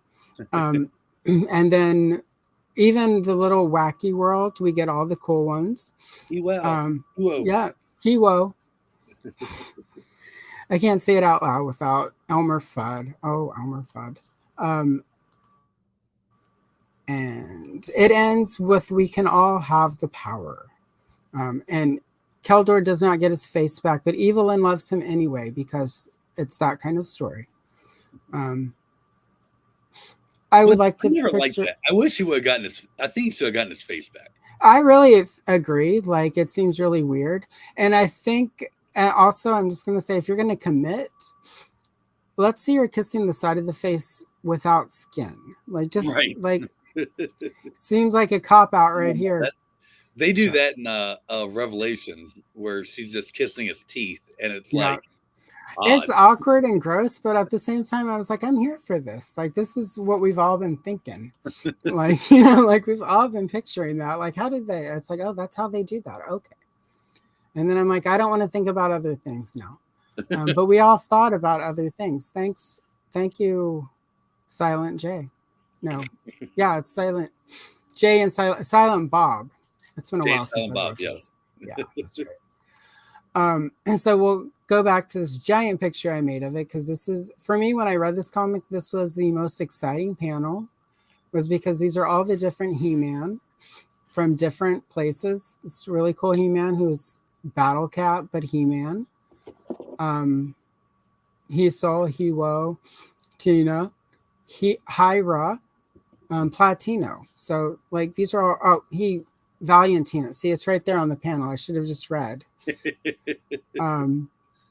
But yeah, so this comic is cool, and this is relevant because we're about to move into Corey's He-Force era, which was a fun era for those of us who were watching this in real time, where he made all of the He-Man figures from the various universes. Here's Hyra, He-Wo, Platino, and a quick side note on Platino, he was inspired from Fierza, however it's pronounced, T, which is a fun concept to deep dive on. Pixel Dan has a video. We all love Pixel Dan, so go watch that if you don't know who these characters are. Watch it anyway. I should go like it on this account I made the screenshot for, but at least 2 of those 597 views are me.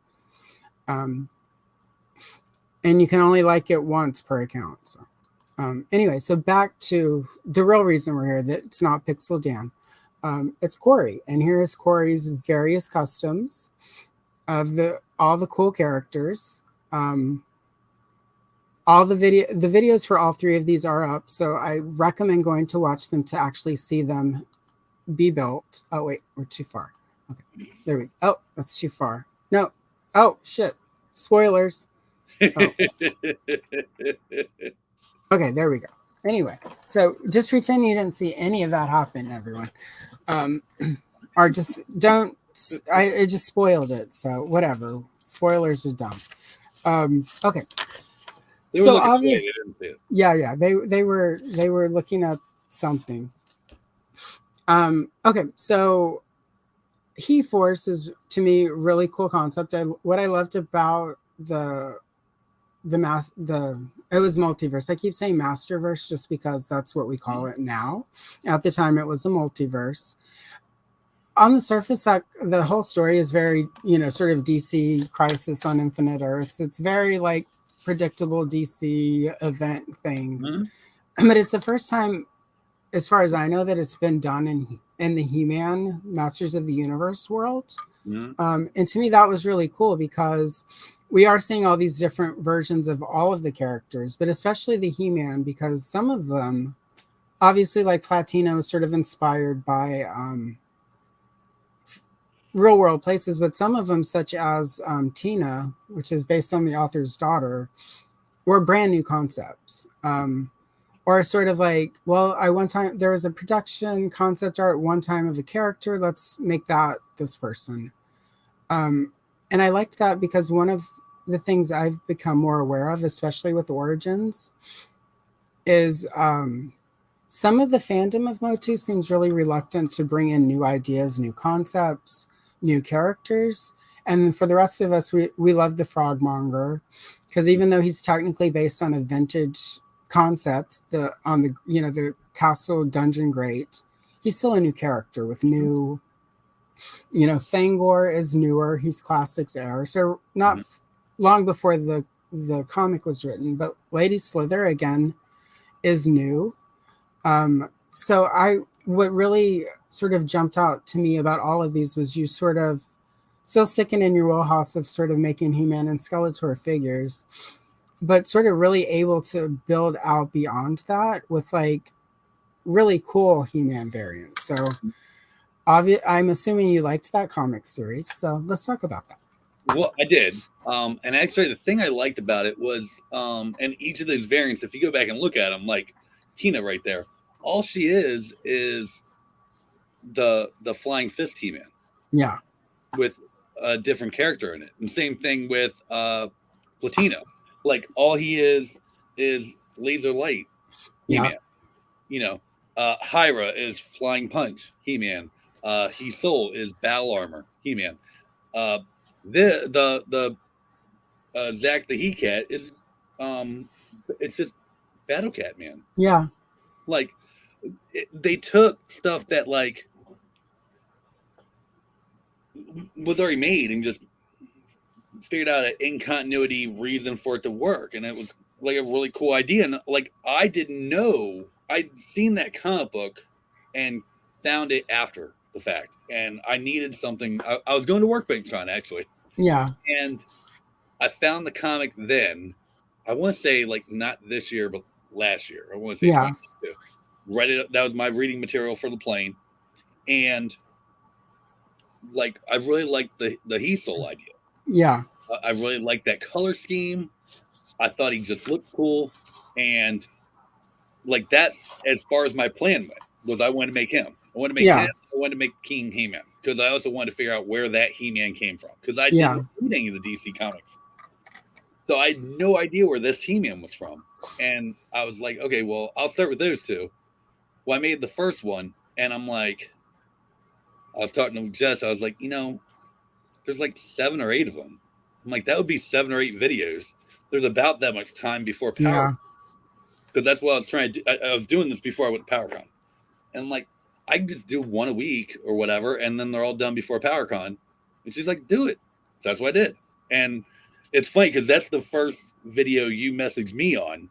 And you asked about Hyra and Valentina. You said, oh, it'd be really cool if you did Hyra or Valentina. If I remember correctly, my answer was something along the lines of, I can neither confirm nor deny that I have or have it was something like that. Planned to do this or whatever.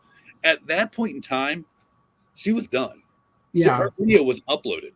Oh, nice. Like, when you commented that her video was uploaded and scheduled for the next week, I think I had already done Platino, and I think I just started. No, I'd already done He-Woo. I was just starting on Platino, and I already had everything I needed for Valentina, except for the mace. The mace I ordered. Yeah. But the funny thing is that the Zack the He-Cat, like, I had ordered a head for him and a sword for the King He-Man, and through my own not reading the fine print, I wasn't going to get him in time. Yeah. And so, like, I just went ahead and canceled the thing. But I think his name's Benjamin Mallet or whatever. He's from France, I believe. Okay. He makes a lot of cool custom heads, cool weapons and stuff like that. Actually, I did a later post where he actually did end up sending me the custom sword. Oh, nice. And give me a second. Sorry. Oh, no. Yeah. Oh, wow. Like, that's and amazing. It's 3D printed. I painted it. But no, he painted this one. He painted this one. I painted mine. Like, it looks amazing, and like he does a really good job. And I will be ordering that stuff at some point in time. But at that point in time, I didn't need it. But like same thing with the armor. Like I ordered the armor from Barbarossa Customs, but I didn't have it in time. Yeah. So I'd made my own. Nice. And so like, but then when I got my, the good one in, I put it on because as good as I might do, this is still better. It's like, and eventually I'll order the ones from Benjamin and I'll replace that head and I'll, do this. But it was literally just a after the moment thing where it was like, like, well, I've already done this. Yeah. This gives me more content. Let me just go ahead and do these too. What the hell? Yeah. And Well, that's cool. I like that though. Like, I don't know. Like, I just don't get me wrong. Like, they better give me all the vintage characters, but I don't know. I like the infusion of new ideas, new concepts. I mean, because like in the vintage line, if it had not ended, like we would have gotten more characters every year. So right. it's just sort of the lack of forward. I don't want to call it forward thing. Just the inability to be like, yeah, let's do a lot of cool new stuff. Like, Right. and there are people who are of that mind too, but they're not vocal. It's the people who whine about it publicly, like nonstop, that like concern me. The people who are just, it's not for me, and they just don't buy it. But they also don't want to like jump up and complain about it. Like, good, like because I certainly don't complain about all the stuff I want to. But I don't know.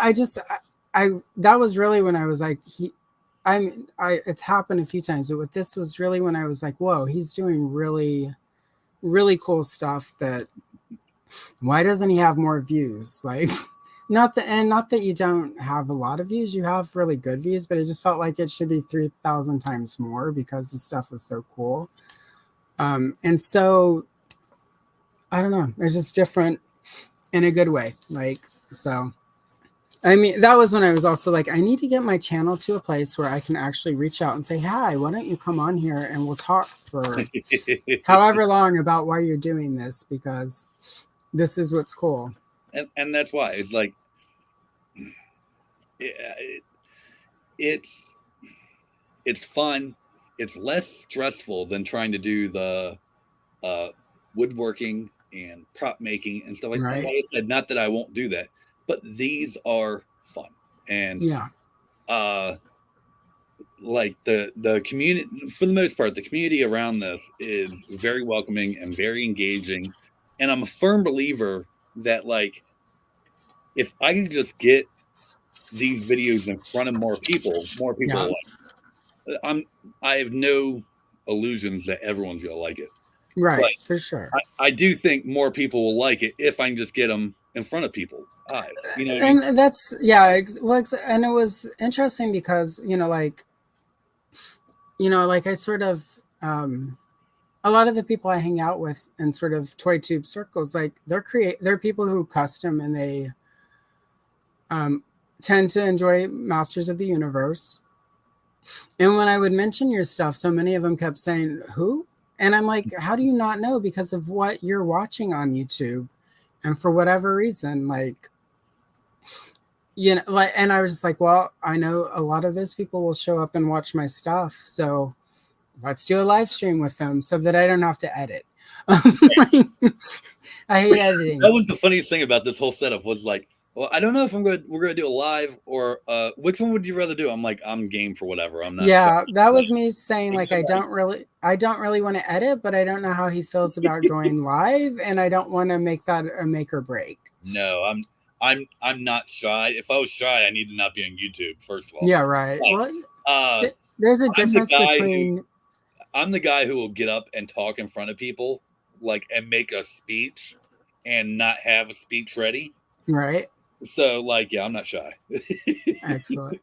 Yeah, you can't tell, and that's the thing. Like, like I've done way more live streams than I have actually recorded content, like not my shorts, but my actual videos. Like, I haven't done as many as I have done live streams because it's just easier to jump on a live stream. So not that I'm going to do more of the history stuff, because that's really sort of and more than Motu, because I love toys. But I don't know. I had that moment, like, how do you guys, and it was people who we were talking about their custom work, and like, what do you do? And, and I'm like, oh, well, have you seen, and people were, I don't know. It's just like like I've said a couple times, sometimes the algorithm does not do us favors for what we actually want to see. And I was like, well, I can help get them in front of at least 7 of the people who have told me, like, I don't know who that is. It's like, well, you will soon. So I appreciate it. yeah, no, and I mean, but also, like I said, it's also a chance for me to fangirl because I really appreciate your work. Like, I it's appreciate amazing. it. Which is our segue into Allison's top 5, with which has been spoiled. But it's also with the caveat this isn't based on like the amount of time or energy or effort. These are basically the figures you have done that made me want to customize more, and like got my custom muse in my head, like going, you really need to crack down and really need to focus, Allison. And there we go. So top 5, Platino, obviously. Um, obviously I'm into the characters, but also like the Fuse T is one of my big like custom projects I want to do. Oh, he's on my list. They're on my list. Yeah, like I may or may not over there have one of them that has one of the ones that has the giant gold fist. Because I also did my part to get Jitsu off the shelves. I have lots of arms from those that I do have a plan for, and I think I saw someone in the comments. I think it was Lee who said I need to find more stuff to do with Lee Customs. I see you in there. Lee is epic. Lee, I met Lee at PowerCon. So, and I bought some stuff from Lee, and I did a short on it. Lee's a great guy. I'm hoping to see him in a few weeks at Toy Expo. Yep, that was it. And then, I found something to do with those big hands, and that's a planned video. I don't know exactly when I'll start it, but it's a little outside the box. It's Motu adjacent, kind of like Thundar was. It's like it's in that genre, but it's not. It's a little outside the box. So I have no idea how it's going to do, but I think it's going to be fun. I'm already excited for it. So, so, and of course, Valiant Tina, same. I also like that we have a female lady femme woman figure, because that is even during the early Power of the Force 2 days when I was mostly just Star Wars, I was picking up cool lady figures. I need to get all of that organized in my place so that I can start sharing that. But I just, that's where action figures for me happen. It started with like Princess Leia and G.I. Joe, and like just having Tila obviously was when I was like, because my brother was getting He-Man and he had all of them except Tila and Zodak, which were the last 2. And whenever I saw Tila in the mini comic bonking Beastman, and I think with her staff that the figure didn't have, I was like, "Ooh, I need that." And then Zodak is cool. So the funny thing about that, like I said, when I had the vintage ones, I always thought I had all of them, but there was always one that I was like, I can't wait till this one comes out. And then now knowing that it was Zodak and he was one of the first 8, and I missed him, and so I kept waiting for him to come out, and he wasn't coming out because they already did him. Yeah, I didn't know that at 5 or exactly. Well, and whatever it was, I mean, they didn't have the internet to let me go Google where Zodak is. Yeah, well, and and they were so if you go back to Battle Ram blog, which I always endorse because that's where all the good information lives. Like they didn't really know what to do with Zodak. He was the last minute addition to replace the goddess figure. So Thundar obviously because I love Thundar, and that's exactly what I want from Origins. There were people who were unhappy about the inclusion of Sunman. It was a great idea. I loved it. Well, not only does it get us some diversity, but it's literally that's what I want from Origins. Like I want the vintage, I want new characters, but I also want them to bring in sort of these side characters. Yes, I think it'd be really cool if they did the Futura T. Yeah, exactly. Characters in it would. All of I mean, I get like, you'd want to make a new head for right, a couple of them and not use the exact same one, so it's not a blatant thing. But to make 8 new heads or whatever, and then use everything else you already have, you can't get any more cost effective than that. Like exactly, literally, it's free money. Yeah, exactly. Yeah, right. Have people who are in those countries that are going to buy them. You're going to have people like us who are completists that just are going to get them anyway. And then you're going to have other people that are like, who's this? Why is there a green-haired He-Man? And why is exactly. that? Oh, I want to try this guy out. Like, is it going to be like Fangor? Maybe not, but it might be. I have no idea. Yeah. Yeah. And I'll say to everyone watching, Beastmaster, like, where are my Beastmaster action figures in origin scale? Mark Singer.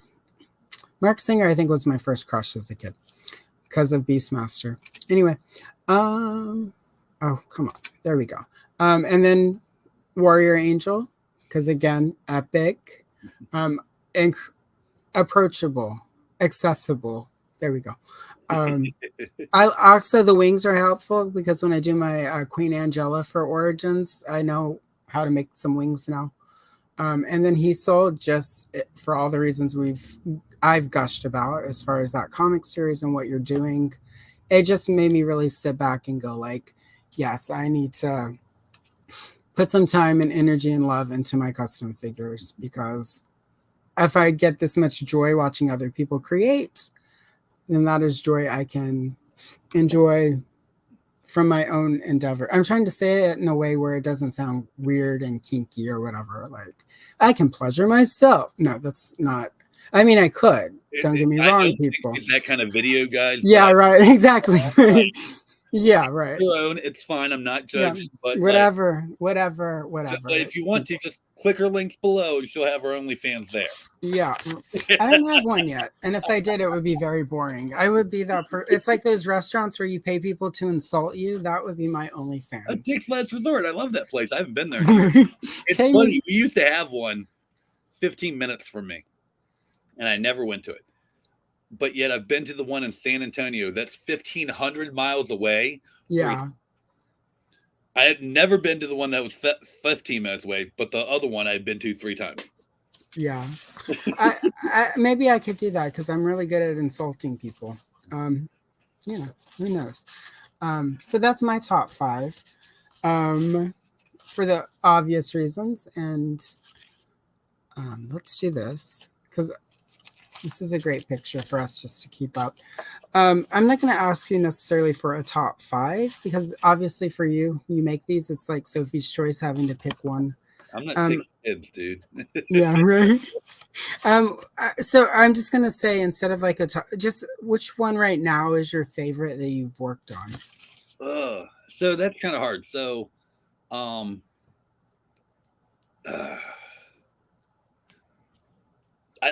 like the Battle Armor Faker because it kind of started there, even though I want to revisit it.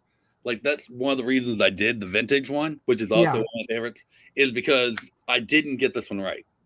Like, I got it as right as I could. And, like, this was another chance to do it. I will be trying to do that again with the Origins. I actually already got everything I need. I just haven't done it yet.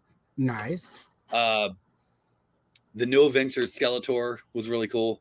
I really like, and I know this is one of the future slides, but the Argentina is that how you spell it? Argentor? Argentor. Yeah. Like, he's one of my favorites just because he was like, we're still unsure whether he was an actual variant or whether it was just a custom of a custom. Yeah, I've did a deep dive on that. I've had someone just recently, actually just yesterday, say that this was an actual figure that was made somewhere.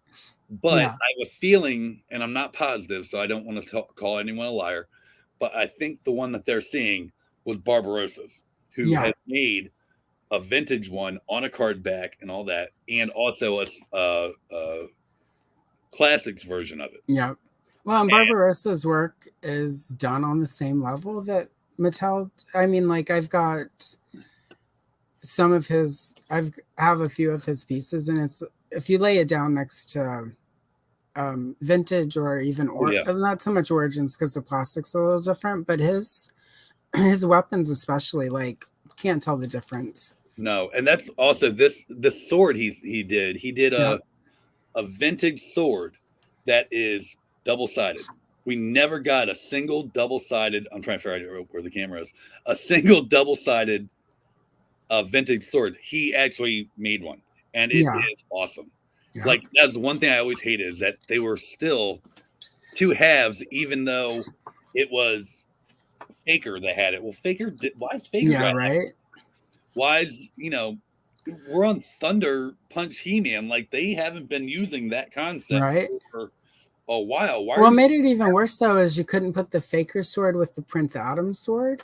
Right. Like, that would have been cool. Like, if there had been some, or like Faker had the Skeletor version of the sword, and then Prince Adam. There wasn't a whole lot of rhyme or reason to it. So it was like, you should have just given us a full one. But I also really liked, and I know, again, this is going to be one of the slides coming up, but recently, the Queen Marlena. Yeah. Which I ended up getting a different gun for than what was in the video, just because the one in the video was just way too big for her. Yeah. But like, this was just a fun idea. Like, someone had made an offhand. I'd posted on like YouTube and Instagram and Facebook, like, what are some characters that people would like in Origins? And it was kind of a way for me to see what people would like to see also. Yeah. By far, Queen Marlena was the top one.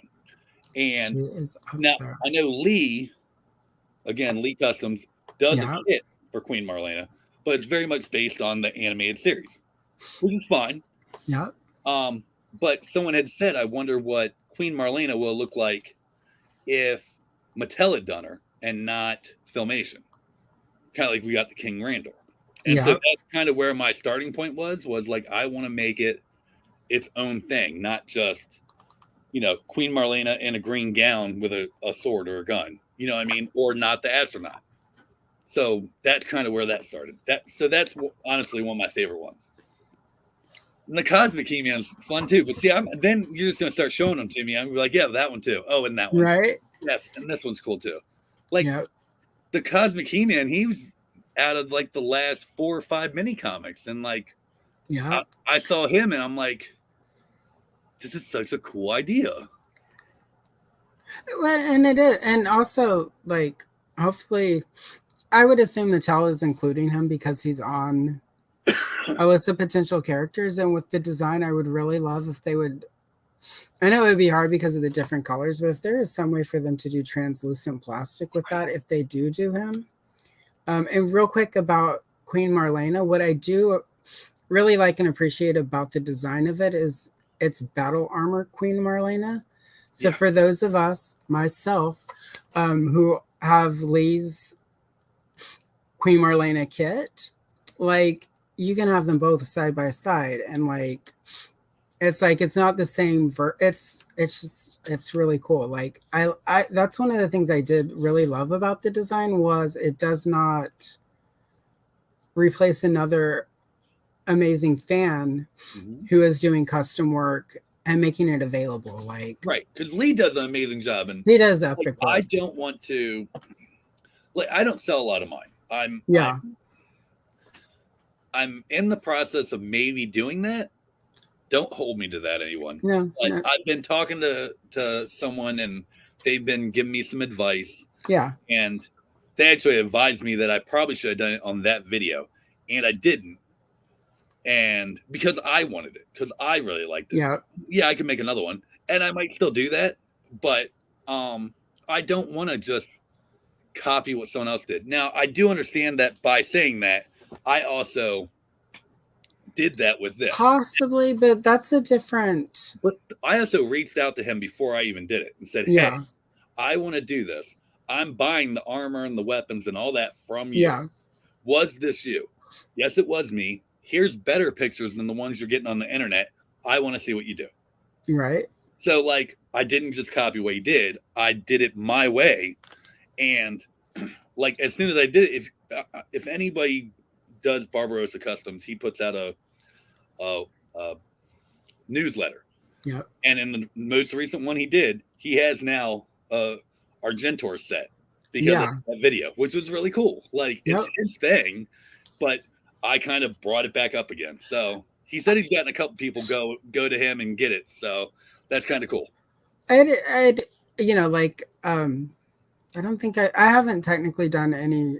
I haven't put anything original out yet. I mean, like where most people can see it. Everything I've done so far that's really publicly out there is like a concept that didn't get made or a figure. And it's like Adora. We didn't technically get her, but like, you know, and my Snake Trooper is just one of the classics concepts Axel came up with. Mm-hmm.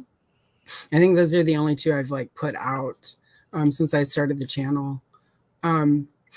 If somebody were to take one of my things and make it, I would enjoy that something I designed or created or slapped together, kit bashed, like inspired them. So I think most, as long as it's not Mattel, like then I might be like, ugh, come on, Mattel. Well, I mean, but they're likely to do that. Look at Joe Amato, like, yeah, right. Who is probably the most famous of all of us, and like is a super gracious guy all the way. Yeah. If you've ever talked to him, but like copycat and duplicate. Like copycat was his thing. Like, and they told. I mean, as far as I know, Battle Cat Man is his. Right. I mean, he might not have been the first one to do it, but I know duplicate or copycat was. Yeah. Because even in interviews, they kept calling him copycat. Right. Instead of duplicate. Like, just give him the credit. He even said, like, I don't need like free stuff or a payment, but just give me credit. Like, that's right.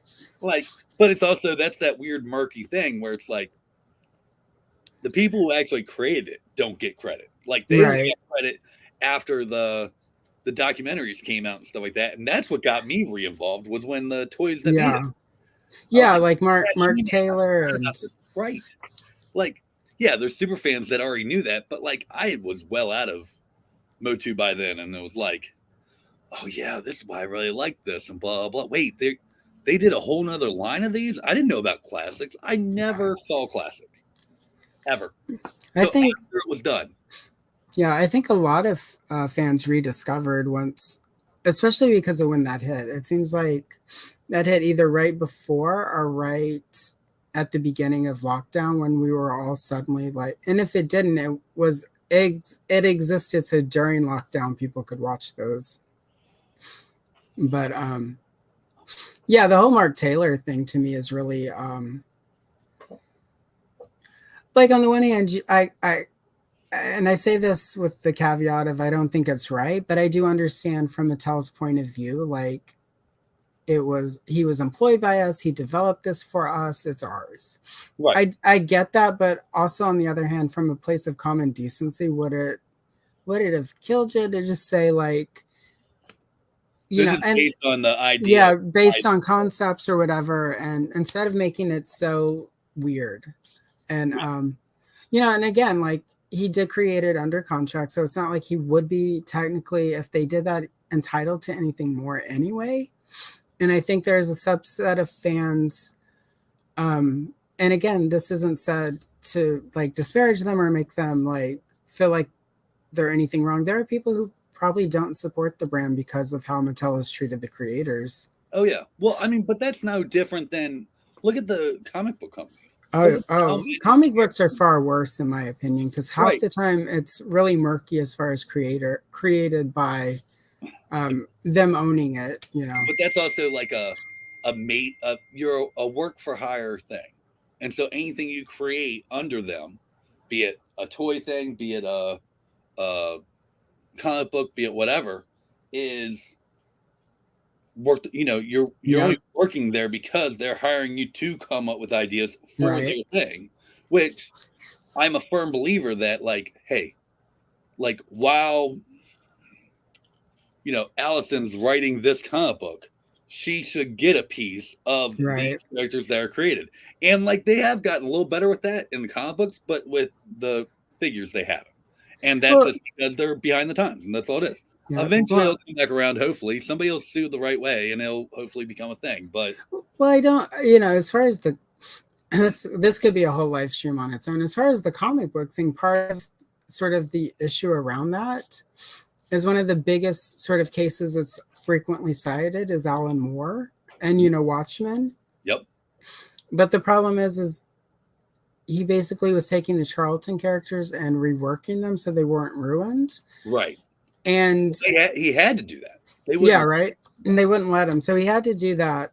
And the contract he signed said a certain thing. He gets the rights back if it goes out of print for so long. But that thing was such a big seller from the get-go, it's not ever going to go out of print. And instead of him acting like, and again, I don't disagree with his position, but I just sort of understand, in this case, like they're not going to let something that's making that much money go out of print. No. He's made a lot of money off of it over the, arguably, in my opinion, way more than he would have made if he had gotten ownership of it back. Oh, probably.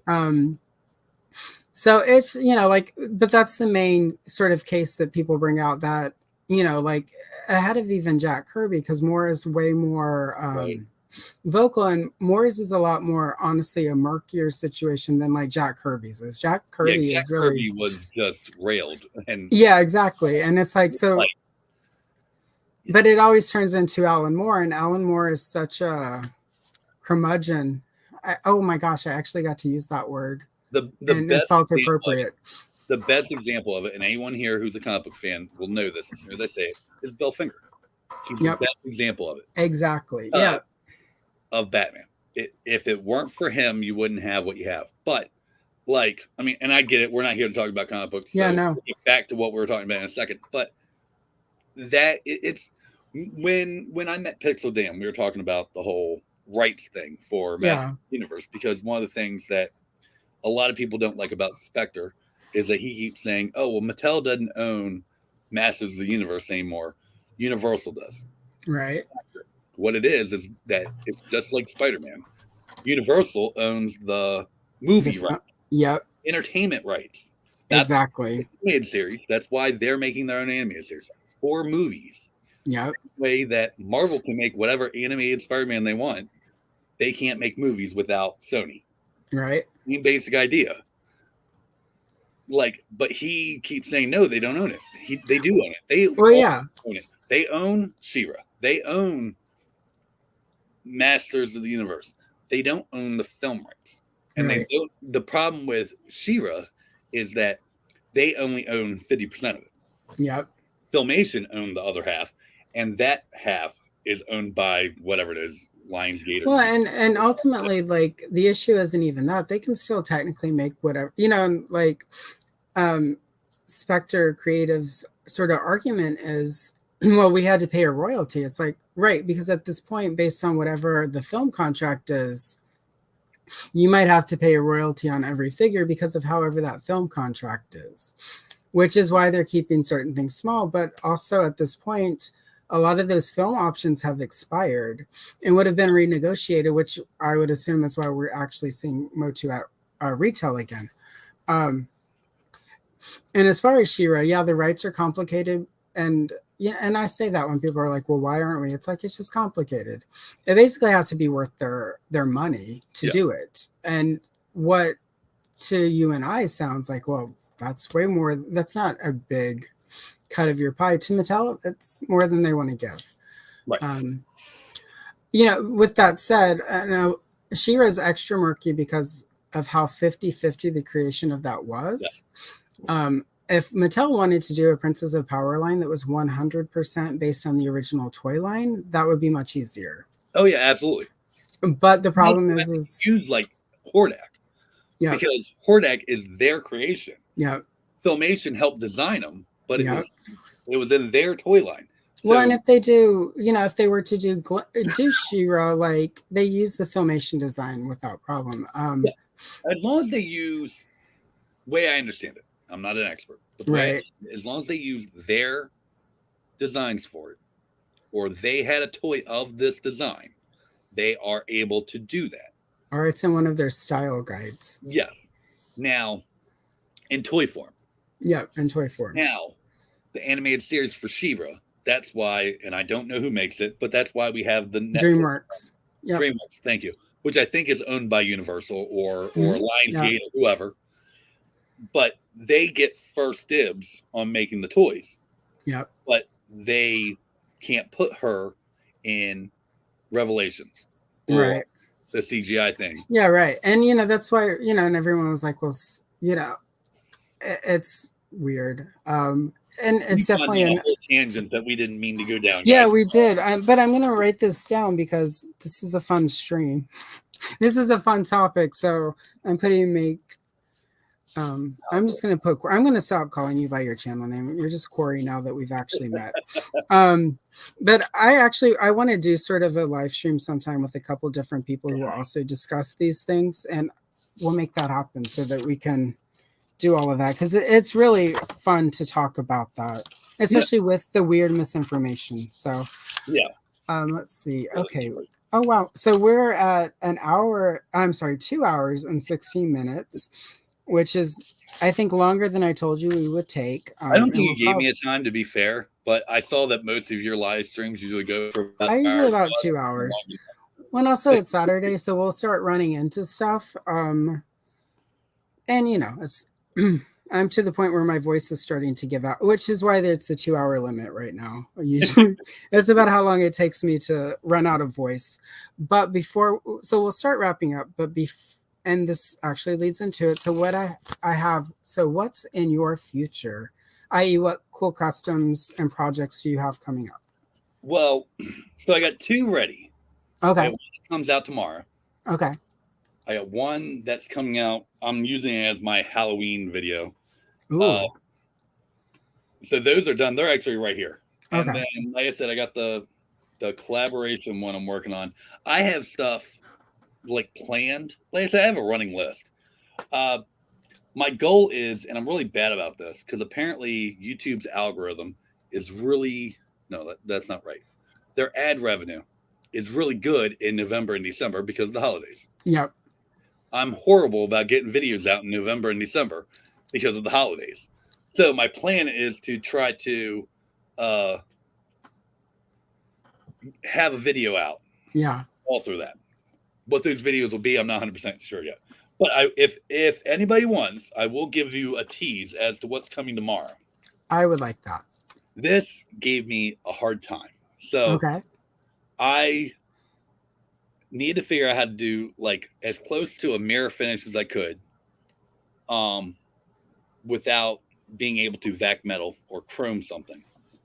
And so I tried to use gold leaf. Yeah. Which is a pain in the ass. And there's a funny moment in the video, and I think it's really funny, but I was making Hero. Oh, wow. Let me figure out how to make you. So here we go. Oh, Hero. Wow.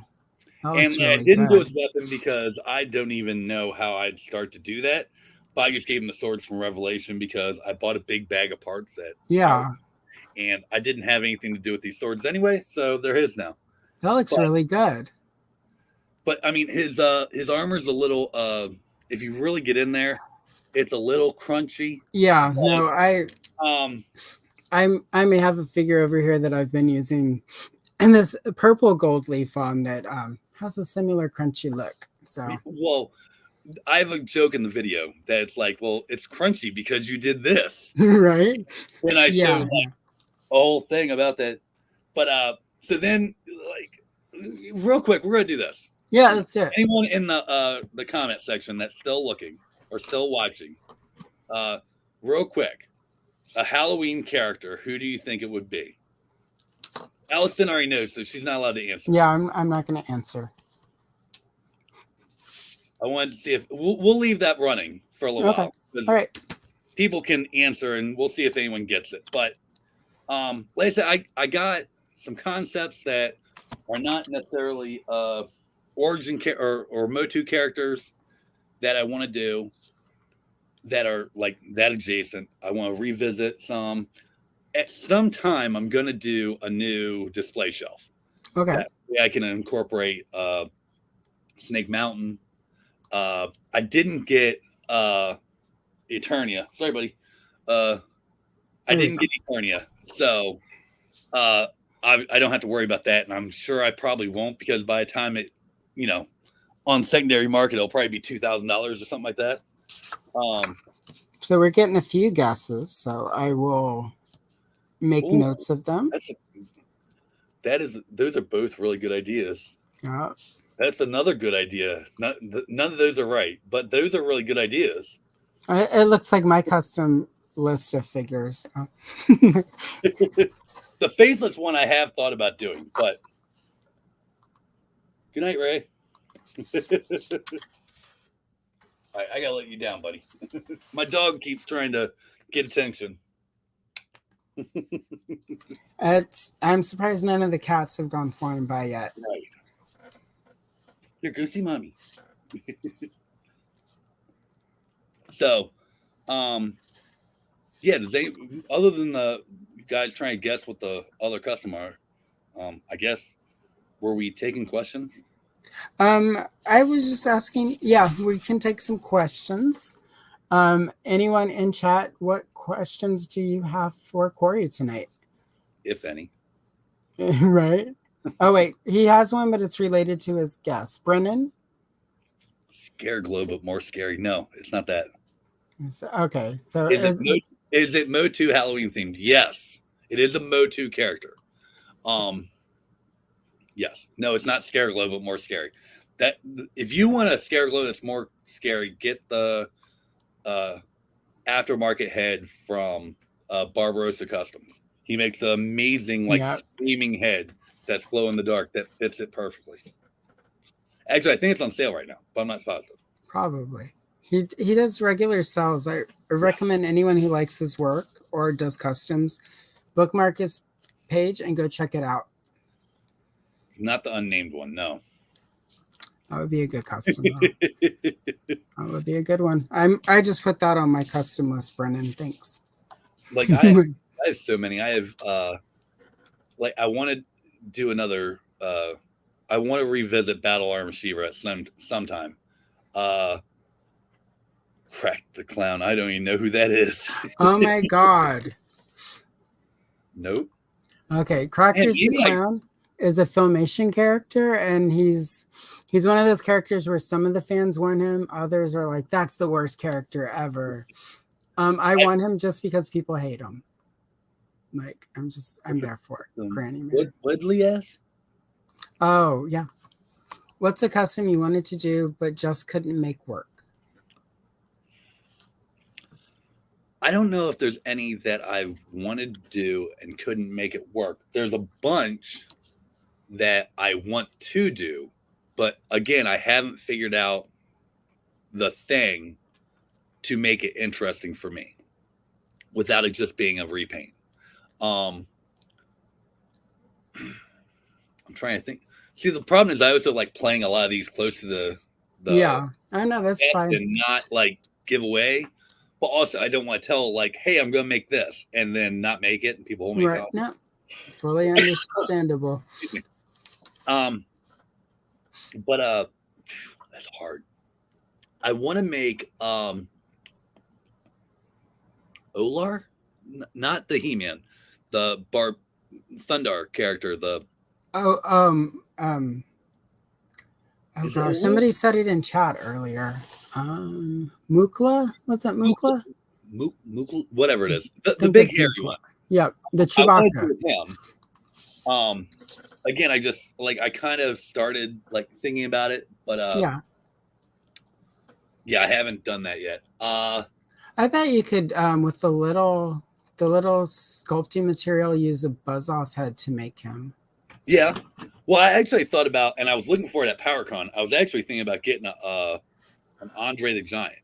Oh yeah, this character's a little taller. Yep. But like an Andre the Giant character is like $60, and like they're supposed to be coming out with a new one in the new whatever they are, the new ones. I don't know if it'll be the same size though. And then we have more guesses: the Collector and Skelecons. Nope. Anyway, to do that, so I have gotten this. I think it's Earthquake. He's one of the wrestling figures. The chunky ones. Yes, I'm thinking about using him and just extending his body a little bit to make him taller. To try to do that, but with the way they pop apart, you could. And I say this because I've sort of got design somewhere of where you could almost do it like with Lady Slither, where there's like the skirt piece. Yep. But instead, just sort of make it about like this thick. Yeah, it's just so a that big it's like, 30 yeah, feet.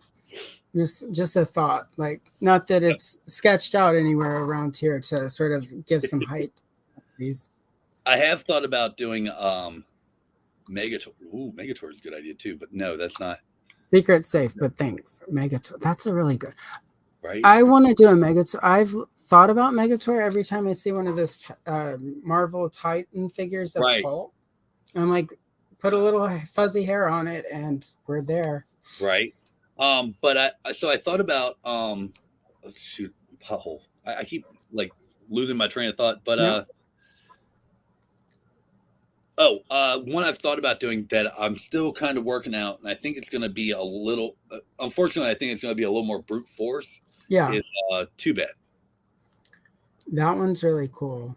Like, but it's literally going to be like cutting a character in half and figuring out how to put them back together. Like, so I just have to figure out the logistics of that. I have some ideas, but I want to try to figure out a somewhat safe way of doing it. So, Yeah. No, that would. There are a couple of figures where I like they have like two arm, like Procrustes, but they're not that size. Where I've been trying to figure out how to like get two arms, and it usually involves like splitting a torso, and so those all go to the side because I'm not really in a place where our apartment is right. while we save up to buy a place, it's not really a place where I can easily break out the Dremel and the power tools. Oh, I've thought about that too, but like I actually thought about I've thought about this in many different ways of doing them as three separate characters, yeah, as just the individuals, but like the individuals seem a little easier. yeah, And I kind of like the challenge of trying to figure out how to do, the right. big one. Like I've actually already ordered the armor. Somewhere on this table is the armor for him. I've already ordered it. It's just a matter of doing it now, making sure it fits. So Yeah, that would be a cool one yeah, if you could. 6-arm body. So yeah, right. Yeah, I haven't started yet, exactly. but I've already been like trying to plan this in my head. So all right, so I don't think anyone's getting this. So I'm just gonna tease it. Yeah, let's do a tease. So for whatever the last Sunday of the month is, I want to say it's 28th. Patros. Let me make you the star of the screen. There we go. That is epic. And like this is one that I thought was going to be way harder. This is one I psyched myself up about, thinking, "Oh, Yeah, it's going to take me forever. This is going to take so much sculpting and so much this." And with the exception of painting, I had everything done in a couple hours. that's really I nice. I redid the really wings like though. him. The first set of wings I did were like this, and Yeah, I was like, "Well, they're just flat and they're boring. I want them to actually have the have shape." that. Yep. So I redid them. I didn't have to. The other ones will work fine, but yeah. So he'll be out. He's like my Halloween video. So he'll be out the end of the month.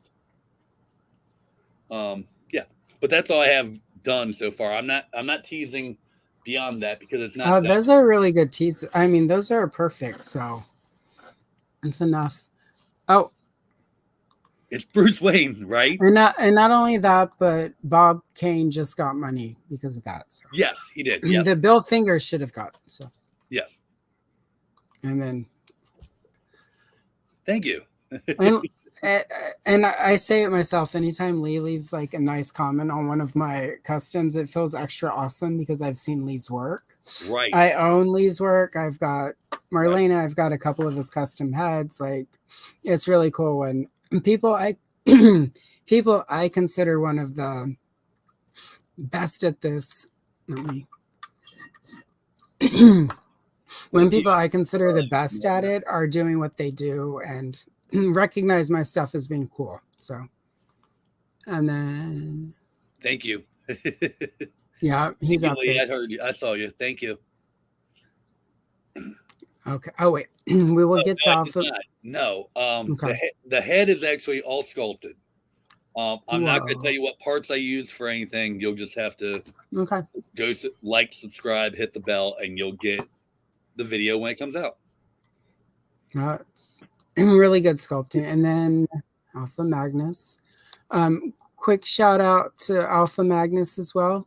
He also has his own YouTube channel. So if you're I'll not have to check them subscribed, out. Yes, I'll have to check them out. and eventually, he's going to be on either this or he's going to come color with me sometime. So I There you just go. haven't gotten a chance to reach out to him quite yet. He's another creator on here who does work that I enjoy. So, like there's a nice little cluster of us that are doing cool, fun things. And at some point, I'm going to put together a Justice League of all of us. So, Yeah, let me put a link. It is. Hold on. Let me see how I do this. Oh, here we go. it should let you do it from the side of it. Hold on. Did I do something wrong? Oh, maybe this is it. I don't know if that works. Allow. I don't know if that worked. Did that work? Maybe not. I don't know. But oh, it got me here. Okay. So YouTube. Yeah. All right. Bear with me, guys. I hunt and peck when I type. Well, what's funny is I just realized I have access to that. So there you go. There's the actual link. I don't think it's clickable, but it's just youtube.com/make shape create. You don't have to put the @ sign. Yep. Oh, Alpha Magnus was at PowerCon. Did you see Dunkin' Donuts in the cosplay? Yes. That's Alpha Magnus. Yes, I did meet you. Yes. You were there. You had a Man at Arms one day, and then you had the Dunkin' Donuts the next day. Yes. That was awesome. That was a great costume. Yes, I do. What I loved was people who didn't get the Dunkin' Donuts joke at first. And like, why is there a pink Man at Arms? What kind of woke nonsense is this? And then it's like Dunkin' Donuts. Right. This is what happens when you go to places, when you see things that are awesome. What kind of woke nonsense? It's a joke, guys. It's a joke. Anyway.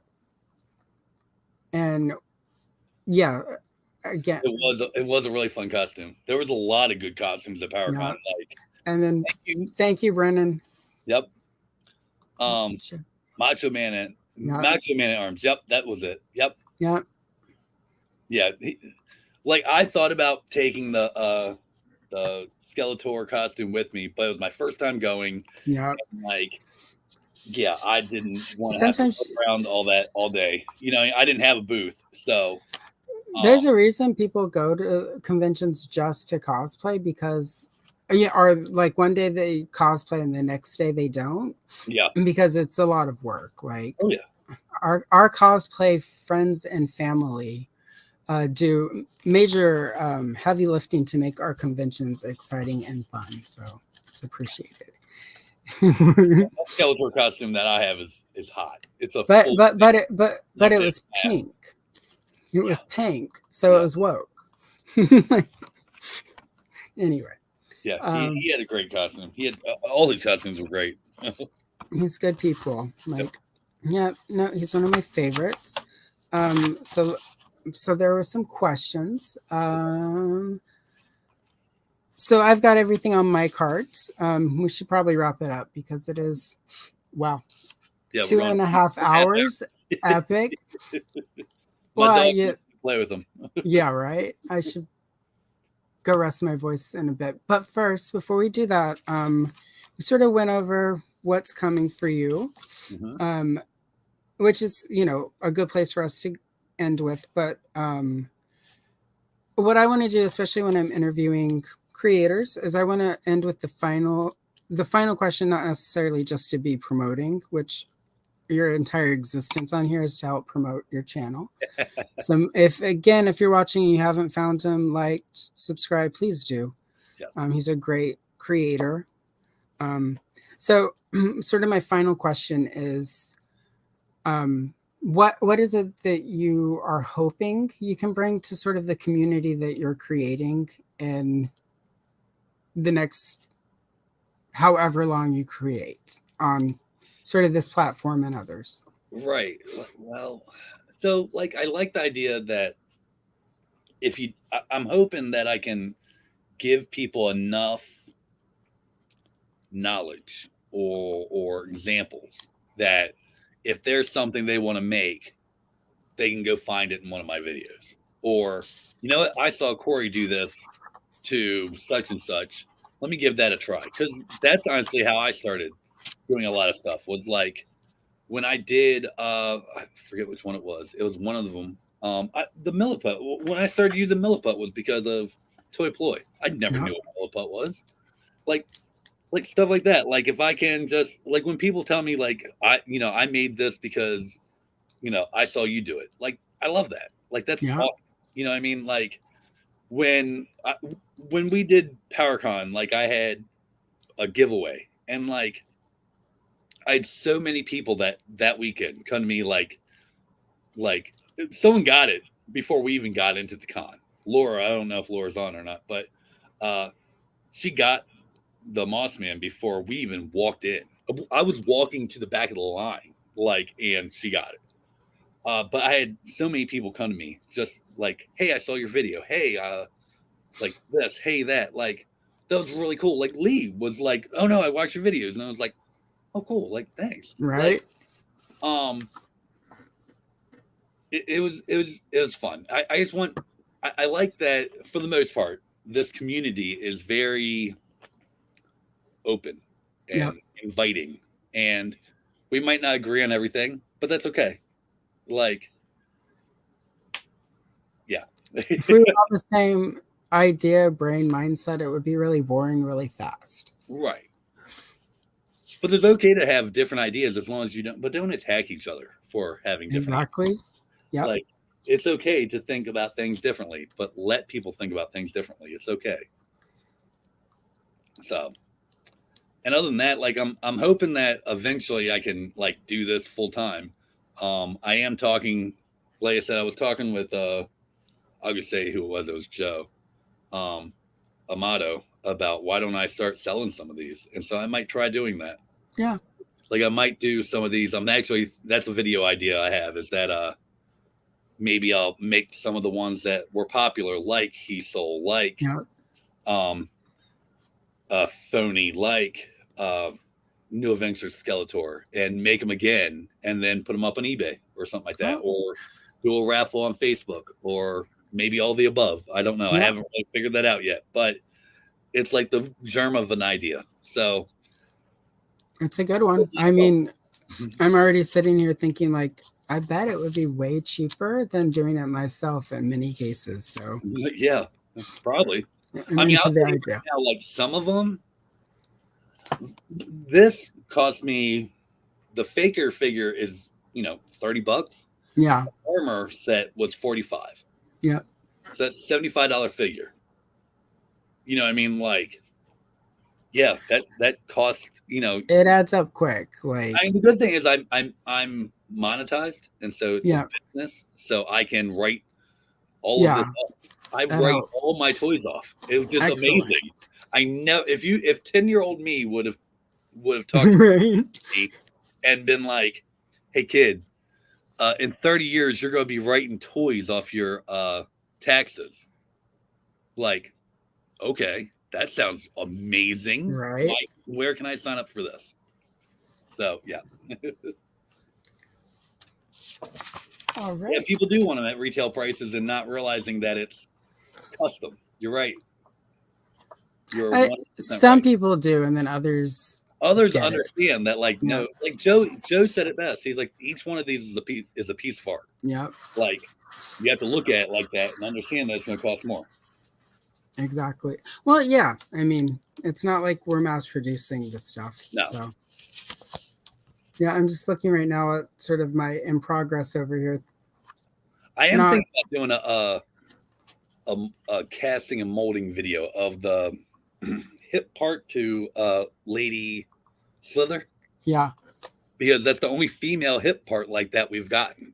Yep, And exactly. I've thought about taking it apart and figuring out how to mold and cast it so that I can use it for characters like Hyra, who I had to make my own, or Valiantina, or Battle Armor Shira, or like Battleground Tila. Anyone? I was getting ready to say like that's Yeah. perfect for it. You know what I mean? Like, so that might be something that comes down the road, but again, like it kind of depends on how the wind goes. You know what I mean? I will, Lee. Thank you very much. I have not, and I say this because you're saying this, Lee. At some point, I will also reach out to you because I may or may not have designed a few generic female buck pieces that might be handy for those of us customizing who are tired of the Shira and Tila torso piece.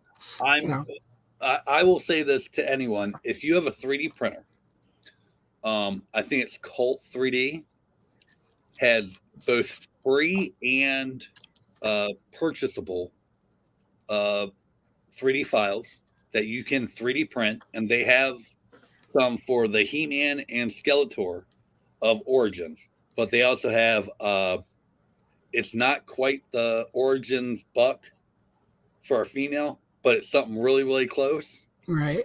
That's just a plain buck if you want to do that. But that's someplace you could go to get that. Cool. And if you have a 3D printer or access to a 3D printer, which a lot of I think a lot of libraries even now have it. I think even Office Depot. There are also a few places online where you can basically take a file and they will print it for you, charge you, and then send it. So there are options out there for sure. So that's something to look into. I know I've been trying to get a 3D printer. I have one. It's a resin one. I've had problems with it, so I'm thinking about getting it back out of storage and trying to get it back up and running. And if so, then that will open up a whole new world of possibilities. Oh yeah. It's like a lot of creators I know who get one all of a sudden they're able to be not able. Their imagination has way more tools to like make things manifest. So. Oh, absolutely. Well, it's the same as learning a new skill. Once you learn how to do something different, you've unlocked a new whatever new tool. You've unlocked a new achievement in a video game. You know what I mean? Like now I can use this. Oh, now I can use that. Oh, yeah. So, yep. Yes, absolutely. Yeah. So. All right. Well, I think I should let you go because my voice just did that thing. It's like, girl, you've got like 2 minutes left. The curse of my secretive day job, I talk on the phone a lot. So like, yeah. So anyhow, so first of all, thank you to everyone in the chat and everyone who watched. And it's been up and down because it got a little bit longer, which is fine. Mm-hmm. Catch it on the rewatch.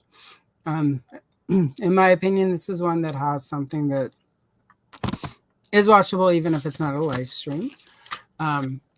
So again, thank you to everyone. Thank you. It looks like right now we have Hylian Dread and Lee Customs and Alpha Magnus.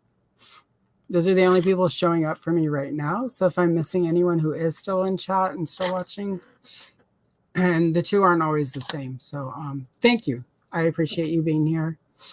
And Corey, thank you so much for doing this. Like I said, I've been excited all week as I prepared and made the slides, and the slides didn't go completely sideways. It's just really cool to like get to talk to somebody who does custom work and does it well and geek out on stuff. So thank you again. I fake it okay. Yeah, you do all right. Okay. And like I said, I'll invite you, like I want to do more. I obviously want to keep doing this because this is a big part of why I have a channel is custom work. But I do other things. And maybe some Sunday I'll have you on and we'll color and talk. And I want to do some other stuff. So I'm definitely going to bring Jess along for that if we do. That would be rad. No, especially if we color, like bring her. Like we'll do an evil limb page or something. So, yep, no, for that 100%, bring her along. Thank you guys. Thank you. And wait, let's see if if you liked this video, make sure to hit the like, and why not subscribe? I'll see you in the next one. Don't forget the bell. Yeah, don't forget the bell. Right, I haven't got the bell down yet. So don't forget the bell. Really, thank you, everyone. I appreciate you, and we will see you next time. Retro Toy Princess out.